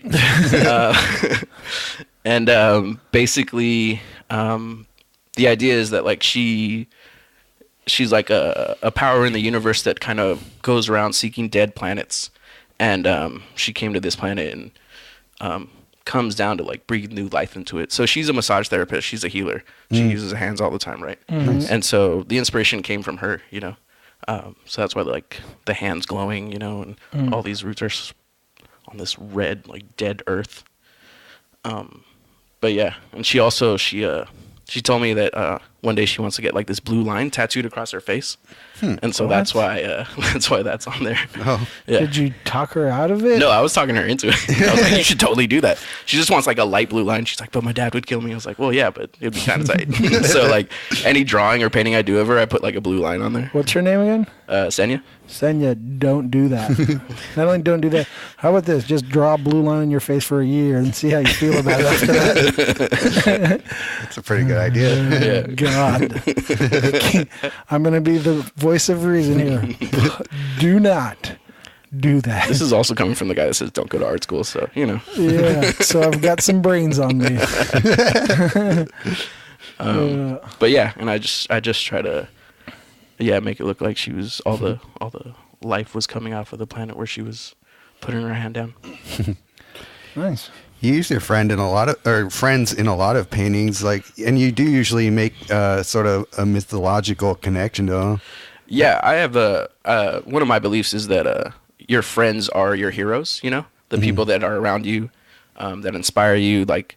Instead of painting, Is that true, Sergio? You think of me as your hero? Well, Ozzy obviously doesn't. He's never painted me. Yeah, I do need to paint you. I've been thinking about how I could do that, but yeah, I always thought my friends were my heroes. If you think about superheroes, they're always there for you. They're always trying to help people, and your friends are trying to do that. Good friends are, at least. The ones that aren't taking advantage of you. Huh. But so I always like that idea that those are the people that should be kind of remembered, and especially for me, I'm an artist. I'm create what the fuck whatever I want, right? Yeah. Right. So I'm gonna put people that I know, people that mean something to me, Yeah, totally. Unless they become your arch enemy, like Fred. Was it Fred? I don't remember his name. I think it was Moshua Jays. No, I was talking about the guy from Feo. Ed? Oh, Ed? Yeah. Ed. Yeah, him too. Arch enemy now. Shout out to Ed, man. I hope you're doing good. Hope you guys are still together. I heard they got married. Anyway. But yeah, I always liked that idea, that notion that turning my friends into like you said, myths, legends, That's cool. No, I like that a lot. Yeah. I think the opposite of my friends. All a bunch of scumbags and losers. That's why he'll never make it into his paintings. Yeah. I'm just trying to save myself from having to paint anyone in the future. I hate you all, and you're only my friends because I can't find anyone better. Yeah. So never ask me to paint you as a hero. I was going to start taking pictures with my eyes looking extremely into one corner, because I know you like to paint models like that. So well, I just like I'll just painting. Give you the reference for it. I just painting eyelids and eyes in that lighting, because if you look upwards, usually at the light source, it makes your eyes the color in your eyes brighter. Okay. So I'm just like that's one of those things where for me it's like I got to keep myself entertained. So painting eyes are always the funnest part. So why not try to paint them as fun as I can get them? I always, or for the longest time, I didn't paint pupils in the eyes. It was just white eyes, you know. Right. I think because of the superhero stuff, you know, like Batman has white eyes, Spider-Man white eyes. Right. And I remember this one time in a portrait class, I was doing this portrait. Like it was coming out really good. It was in charcoal. And the teacher kept coming by and I was like, man, you're doing really good, but you know, like, don't forget to put the eyes in. I was like, yeah. He kept coming back and I kept rendering everything else except the eyes. He was like, all right, yeah, it's looking good, but you know, don't forget the eyes. I was like, yeah. And finally he was like, all right, dude, what's going on? Why don't you want to paint the eyes? And I'm like, oh, well, I just don't want to. Like, oh yeah, there are eyelids, or there are. I didn't notice those irises. I was like, I just think it looks cool. Like, just white it out. He's like, Yeah. oh, okay. And he was like totally cool with it. And was like, all right, well, as long as, you know, he could tell that I knew how to draw. Right. Yeah. So the story behind this painting, did that come from like comic book mythology? Because that sounds similar to like, isn't like Silver Surfer kind of around that story? Well, Silver Surfer originally was a herald of Galactus. And so he would seek out worlds for Galactus to eat, because Galactus was an eater of worlds. So he would do, the opposite. He would That's right. I was just about to say that. Yeah. Yeah. Cool. Thanks for writing me that note, Josh, that explained the whole history of Silver Surfer. Yeah. Make me sound like I know what I'm talking about. Yeah, no, it really came from her. Like, I was thinking of the idea of community, right, and like healing, and thought, oh, who would be more perfect than a healer, right? And so, and like I said, I wanted all the plants. Like, the plants and shrubbery were supposed to spread out, you know, along the bottom of the mural, and a bunch of people to paint on it. So, like, basically, she's giving the community to this dead kind of like concrete wall, which it was supposed to be on. You know, so if you could imagine that on a, you know, concrete wall, 10-foot concrete wall, or whatever the fuck it was. I wish I could, but I have no imagination. Oh, damn. I'll try. Try harder. I'm no one's hero. Unless Sergio, you have anything to say? You're forever my hero. Yes. I can be your hero, baby. They're wondering who sang that, and if you are, it was me, Josh. So feel free to book me. And now for the commercial break. Karaoke King, Josh Malone. Nice. So they didn't go for the mural, I guess. So they didn't go for it. So then, yeah, like I said, I just took the sketch and I cut it out.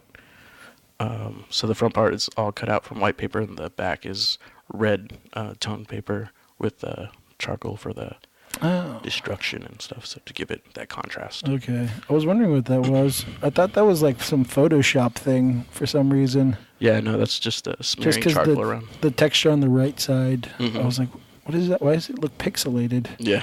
But that makes sense now. Yeah, it's a grainy, it was like a heavy, yeah. Okay, that makes sense now. Yeah, it was like charcoal paper specifically. Or Okay, I get it. I see. It would probably make more sense if I was able to look. I was trying to break down art when I brought the actual piece. Yeah. I was thinking about that. I should have brought it. Oh, really? Oh, you still have it? Yeah, it's up at this chiropractor's place. Oh, yeah, makes sense. Nice. Yeah, right. Shout out Dr. Brett at the Source. Hey! I want to have the most shout outs. Oh, by far, yeah. you're going to be. It's not a competition, but if I forgot you, more? I forgot you. You know, like, get on your own podcast.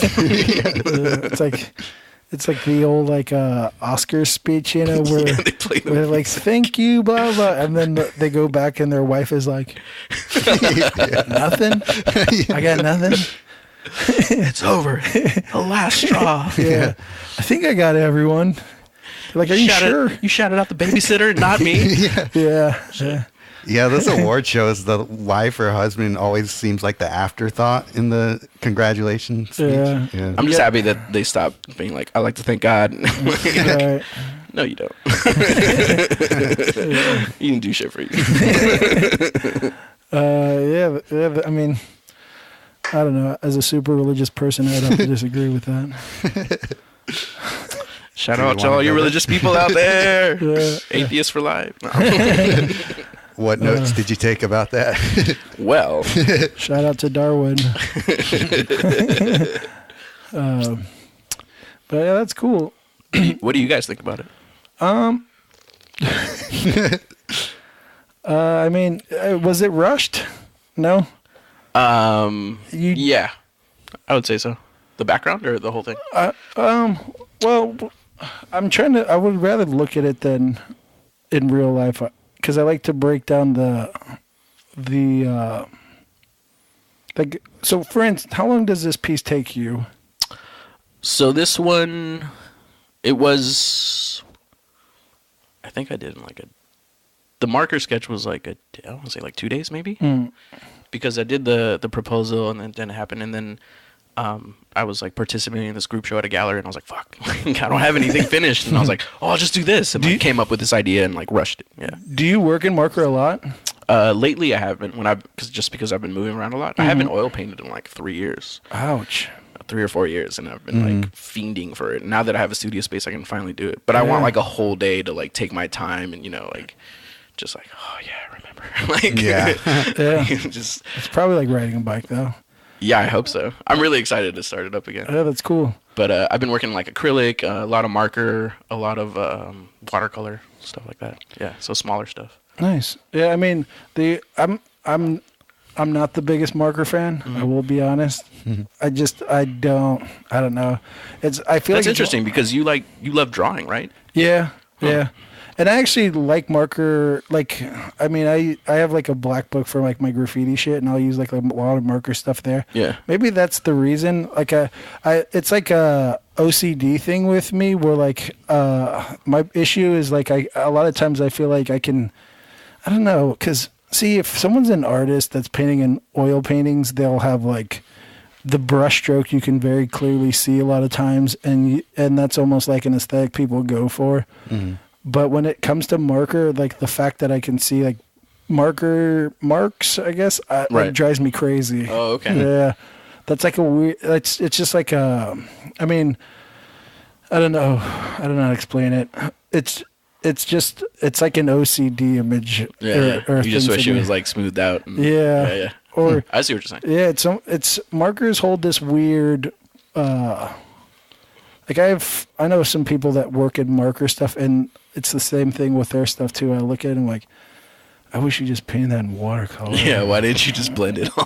Yeah, or I wish you did it at this. But I mean, this is definitely an awkward situation because I just never say that to anyone. I'm just like, it just hold it in.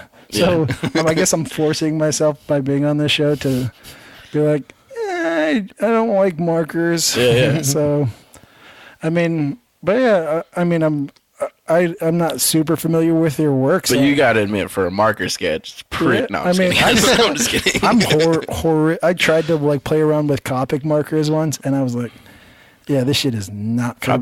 Copic markers took me a while to like understand like how to use them. Yeah. And I've seen some people do some really amazing things with them, and I think that's the delusion I have. Is like I'm like, oh, I should play with those. You could do some cool stuff. Yeah. And I try them out. I'm like, yeah.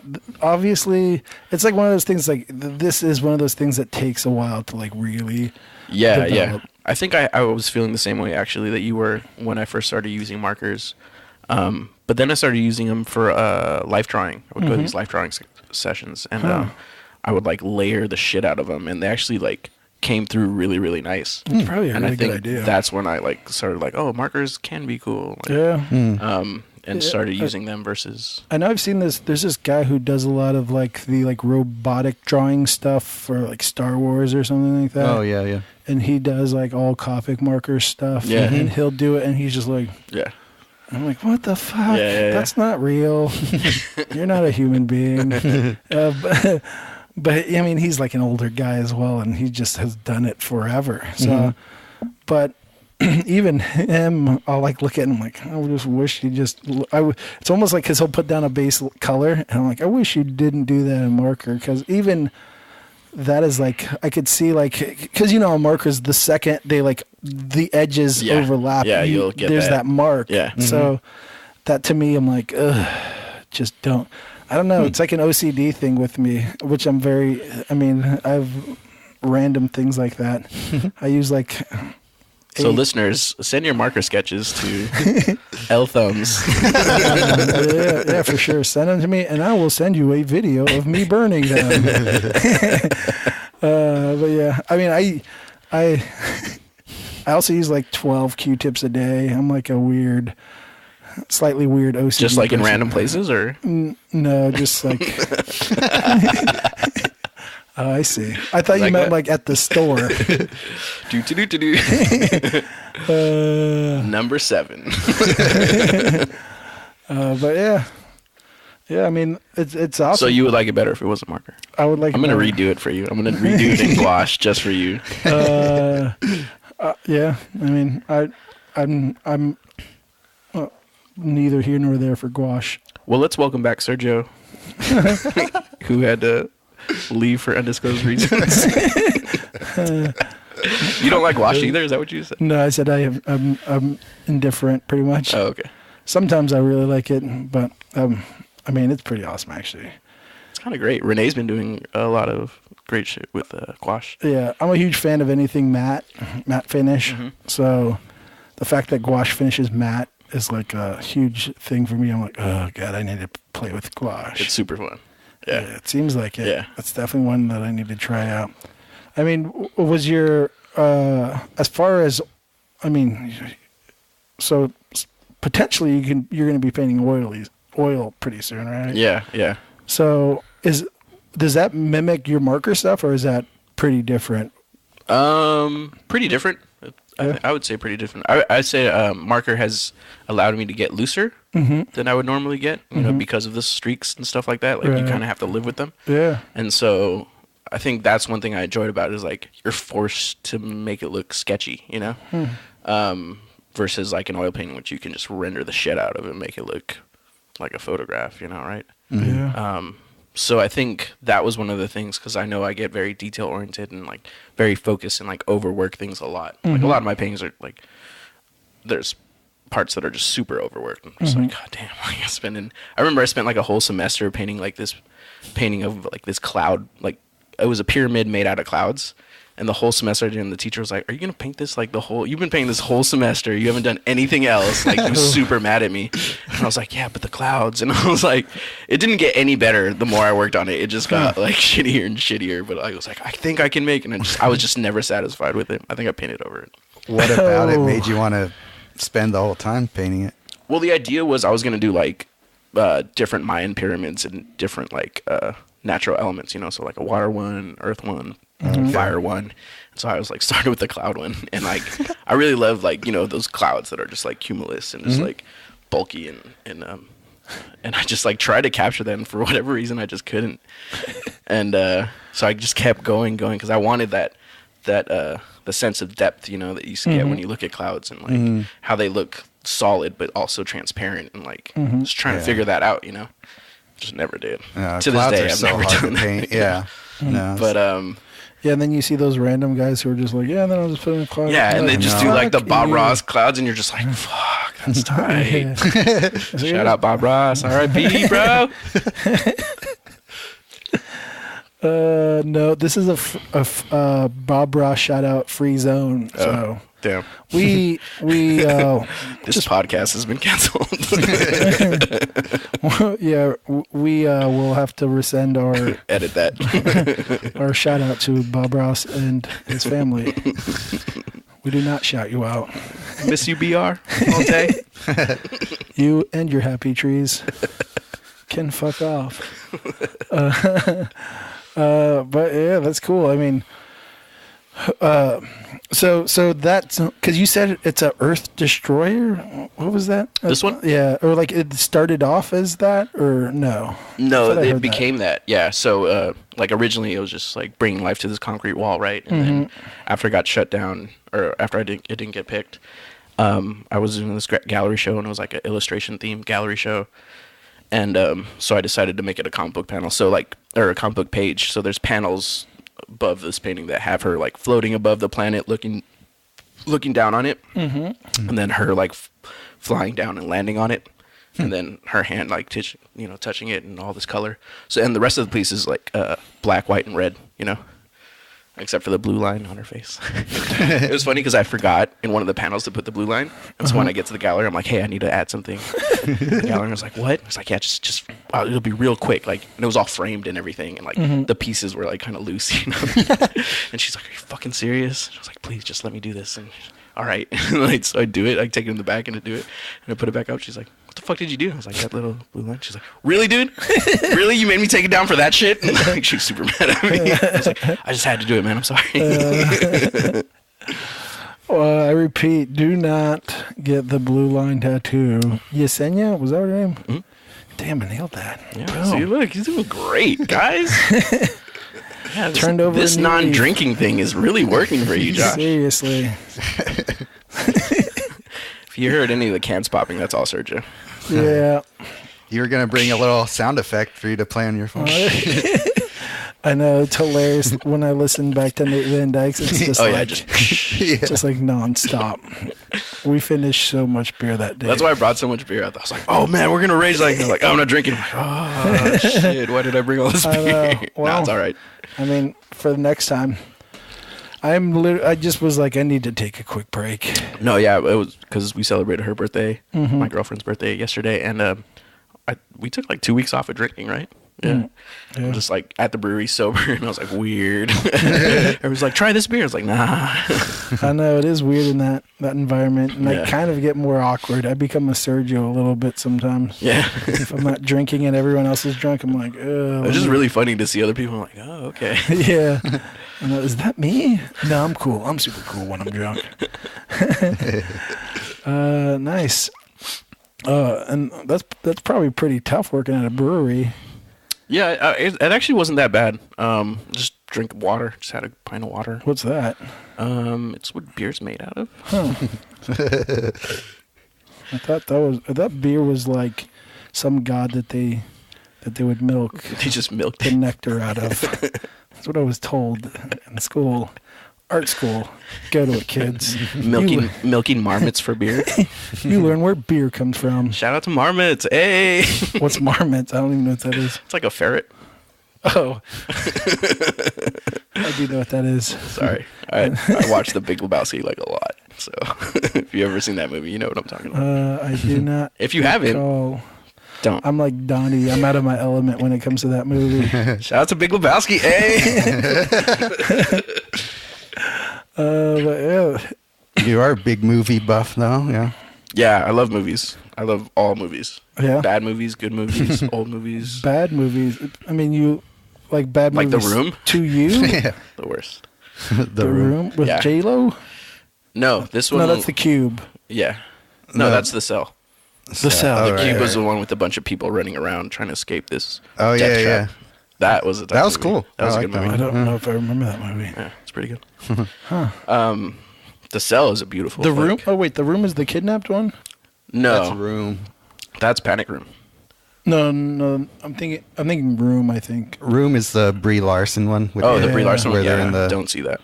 I'm just kidding. I saw it. It's just. Recommend it? No, I mean, really? Recommend it if you just want to like. It's a bummer for sure. Remember, people are pieces of shit, but like you don't need just to go watch outside a movie. for that. Yeah. You could just not. Just go to a Denny's for that. Yeah, there's some good people out there too. Some, I mean. Yeah. Not a Denny's. No, Denny's. No shout out to Denny's. Especially at a certain time. You go to Denny's after 2 a.m. Yep. And you're a piece of shit. Yep. At least for that time. No, The Room was a independent film made by this dude. What was his name? Tommy Wiseau. Yeah, Tommy Wiseau. It's the one that the Disaster Artist was based off of the making of it. That movie was great. Yeah. The Disaster Artist? That was so good. I haven't seen hilarious. it yet. I downloaded it legally recently, but I haven't watched it yet. Nice. Shout out to Napster. Hey. But yeah, I mean, I remember mentioning this to Sergio before you came on about like, oh, do you want to mention comic book movies at all? I don't know how you feel about that because you seem like you're very influenced by comic books. I don't know. Yeah. We haven't already talked about this, so I don't know. Yeah. But I have friends who like call me up and it's like, hey, you want to go see this comic book movie with me? Because they think I'll give them insight and they'll be like, hey, how accurate was that? I was like, well, this and this was wrong, but like, is there any you hate? Let's start off with that. Any that I hate. I remember when I was young and they came out with X-Men, I hated it. Yeah. I think it's hard for me to hate things because at a younger age I was taught the value of perspective and how important it was to see things through multiple perspectives. And so I usually try to find like an appreciation for anything because of that, you know. Yeah. I mean, definitely that X-Men 3 was like the worst, but there was like a couple cool scenes, you know. So like I don't hate it. I mean, right. It was definitely the one that was farthest away from the comics. And I'm a huge X-Men fan. I love X-Men fan. I wish they would do like a really good one, which I don't think they're gonna figure out for a while. But I always thought that you know the cartoon they used to have, the 90s one. Yeah. Me and my brother, we've talked about it. Still remember the theme song. We're like, they should make the X-Men movie the first episode of that show. The night with the Sentinels or Night whatever. of the Sentinels, part 1 and 2 are so like just great storytelling. That should be the movie. Yeah. It's almost like Terminator. Yeah. Like, you know? I was so excited when they were like, "Oh, we're doing this movie with Sentinels," and then like I saw like just plastic things, and I was like, "Those aren't Sentinels. What are you talking about?" Yeah. I was super bummed out. Yeah. I wanted to do an art show, like X-Men art show. But that I redesigned all the characters to have like a Mayan Aztec aesthetic. And I was going to build like this giant sentinel hand coming from the ceiling. But it was going to have like all these like Mayan glyphs on it. And it was going to be made out of like, or look to me like out of stone. Well, I got really grandiose with these things. But like, I was like, that'd be so tight. And like just have this giant sentinel hand coming out of the wall, you know? Yeah, you could probably make it out of cardboard too. And just so it's super light, so you didn't have to worry about someone dying from a wood hand. Oh yeah. No, it wouldn't be wood. It would have been like either cardboard or like styrofoam or something like that, and then just painted to look like it was concrete or stone or whatever. Right. But because I did a Spider-Man version of that, where I did a Spider-Man show at the Mission Comics over there in San Francisco. Shout out Mission Comics. Give me free comic books. I think we've got a new drinking game, fellas. So every time. But I like redesigned Spider-Man and like a bunch of his villains with like a Mayan and Aztec aesthetic. And so you had like Spider-Man is like a luchador with like this like kind of chainmail looking vest on, you know? And I was like coming up with backstories for everything. Like Dr. Octopus was going to have like actual octopus tentacles like coming out of his back and stuff. And the Green Goblin was just like this like all these are based on like my friends. And so my friend, the Green Goblin was based on my friend Ben, and he has like this long ass hair. So I just imagine his hair going straight up, you know, kind of like a troll. And having him ride around on this like stone glider that was powered by this mystical skull. It like just got really weird, you know? But I was trying to make it, you know, fit a mythology, and so I want to do that for X-Men. I've been working on that for a little bit. Nice. You've done a few of those, right? You've done a few paintings in that, or have you not? Yeah. Spider-Man mostly. Oh, okay. I did Captain America. I did Iron Man. Those come to mind. Yeah, I did that whole like wood burning. I did a whole show with like wood burning and paint on like wood panels. Like I drew out the drawings with a wood burning tool, and then painted like certain sections of it. That was pretty fun. That's cool. Yeah. Nice. So this are you planning on doing that Sentinel show like soon? Yeah, I want to start working on it. I've been writing down like all the ideas. Like my idea is to have each character like from a different like village or clan. Quick burp. Oh, these beers. So like from different villages and clans, you know, and so like the Cyclops would be from like a Cyclops village where like they embed Ruby into your eyes and then you can shoot lasers out of them, like crazy shit like that, you know. That's science. Yeah, for sure. Yeah, definitely. Nice. Thanks, That's God. Cool. I always kind of got angry at the fact that Cyclops had two eyes. Yeah, I mean, that's one of those things. That one. Yeah. He's not a Cyclops. Yeah. I love that's my favorite Valentine's card ever is the Cyclops one. Roses are red, violets are red, everything's red. Happy Valentine's Day. Shout out to Cyclops, best X-Men ever. I would have to disagree. Who's your favorite? Probably Beast. I don't know why, but that's who I was. I don't know. I think I was just obsessed with blue because Leonardo was my favorite Ninja Turtle. Oh, cool. Donatello was my favorite. The Blue Ranger. Was the Blue Ranger who I was into? Was it a Triceratops? The Blue Ranger. Yeah, you're right. The Blue Ranger was who I was into. Yeah. I don't know. That's funny. Yeah, because boys have to like blue or else. Or else. No, Donatello was my favorite Ninja Turtle too, just because everybody else's was like Raphael or Michelangelo. I always liked the staff as a weapon. Oh, really? I always like if I ever did martial arts, like younger, obviously, but if I was ever to learn a weapon, it would be like the bow staff. Oh, really? Yeah, I don't know why. Just like grabbing poles. Yeah, I mean, people that like Donatello are lame in my opinion. Whatever you're into, I guess. I mean, I'm not here to judge. Sounds like you are. Donatello was like the most creative turtle. He was always inventing shit. He was the smart one. Yeah. Leonardo was just like, oh, there's a rule book. Let me follow it. Shots fired. Okay. Well, let's see how good that bow staff does you when he swords your head off.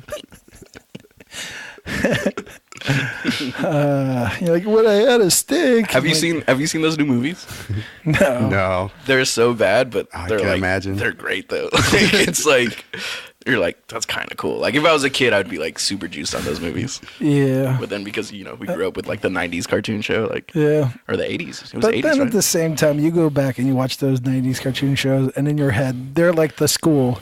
They're way better than you thought they were. Yeah. I'm like, oof. Yeah. Because you see kids' cartoons, you're like, this is shit. I think the only one that holds up is Batman the Animated I was Series. about to say that, yeah. Huh. That one is like, fuck, that was a good show. Yeah, and it's slightly stylized. And Yeah. Like a lot of those backgrounds were painted on black paper to give it like that extra feel of like darkness. I was like, damn, you can do that? Like, that's tight. I love the title cards for each show. Those are like my favorite things of each show. Oh, yeah. I have no idea. They were like on pastel or something like that? Yeah. They're like either pastel or airbrushed. But something like that, yeah. They're so tight. Yeah. Yeah, they had legit artists working on it. I forget the name of do you remember the name of the main artist? Yeah, the lead artist for that. Tim. Shit. Let me take this for you. Mike Garcia. Wait, no, it wasn't Tim. It was oh shit, what was the name? I don't remember anymore. I was thinking Tim Sale, but that's not it. That's not who it is. Was he a tool man? Tim the Toolman Taylor. Another famous atheist. Is he? I think so. I thought he was like super conservative. You can be an atheist and conservative, right? Oh, maybe. I guess that's kind of like anything an oxymoron. nowadays. Yeah, I guess so.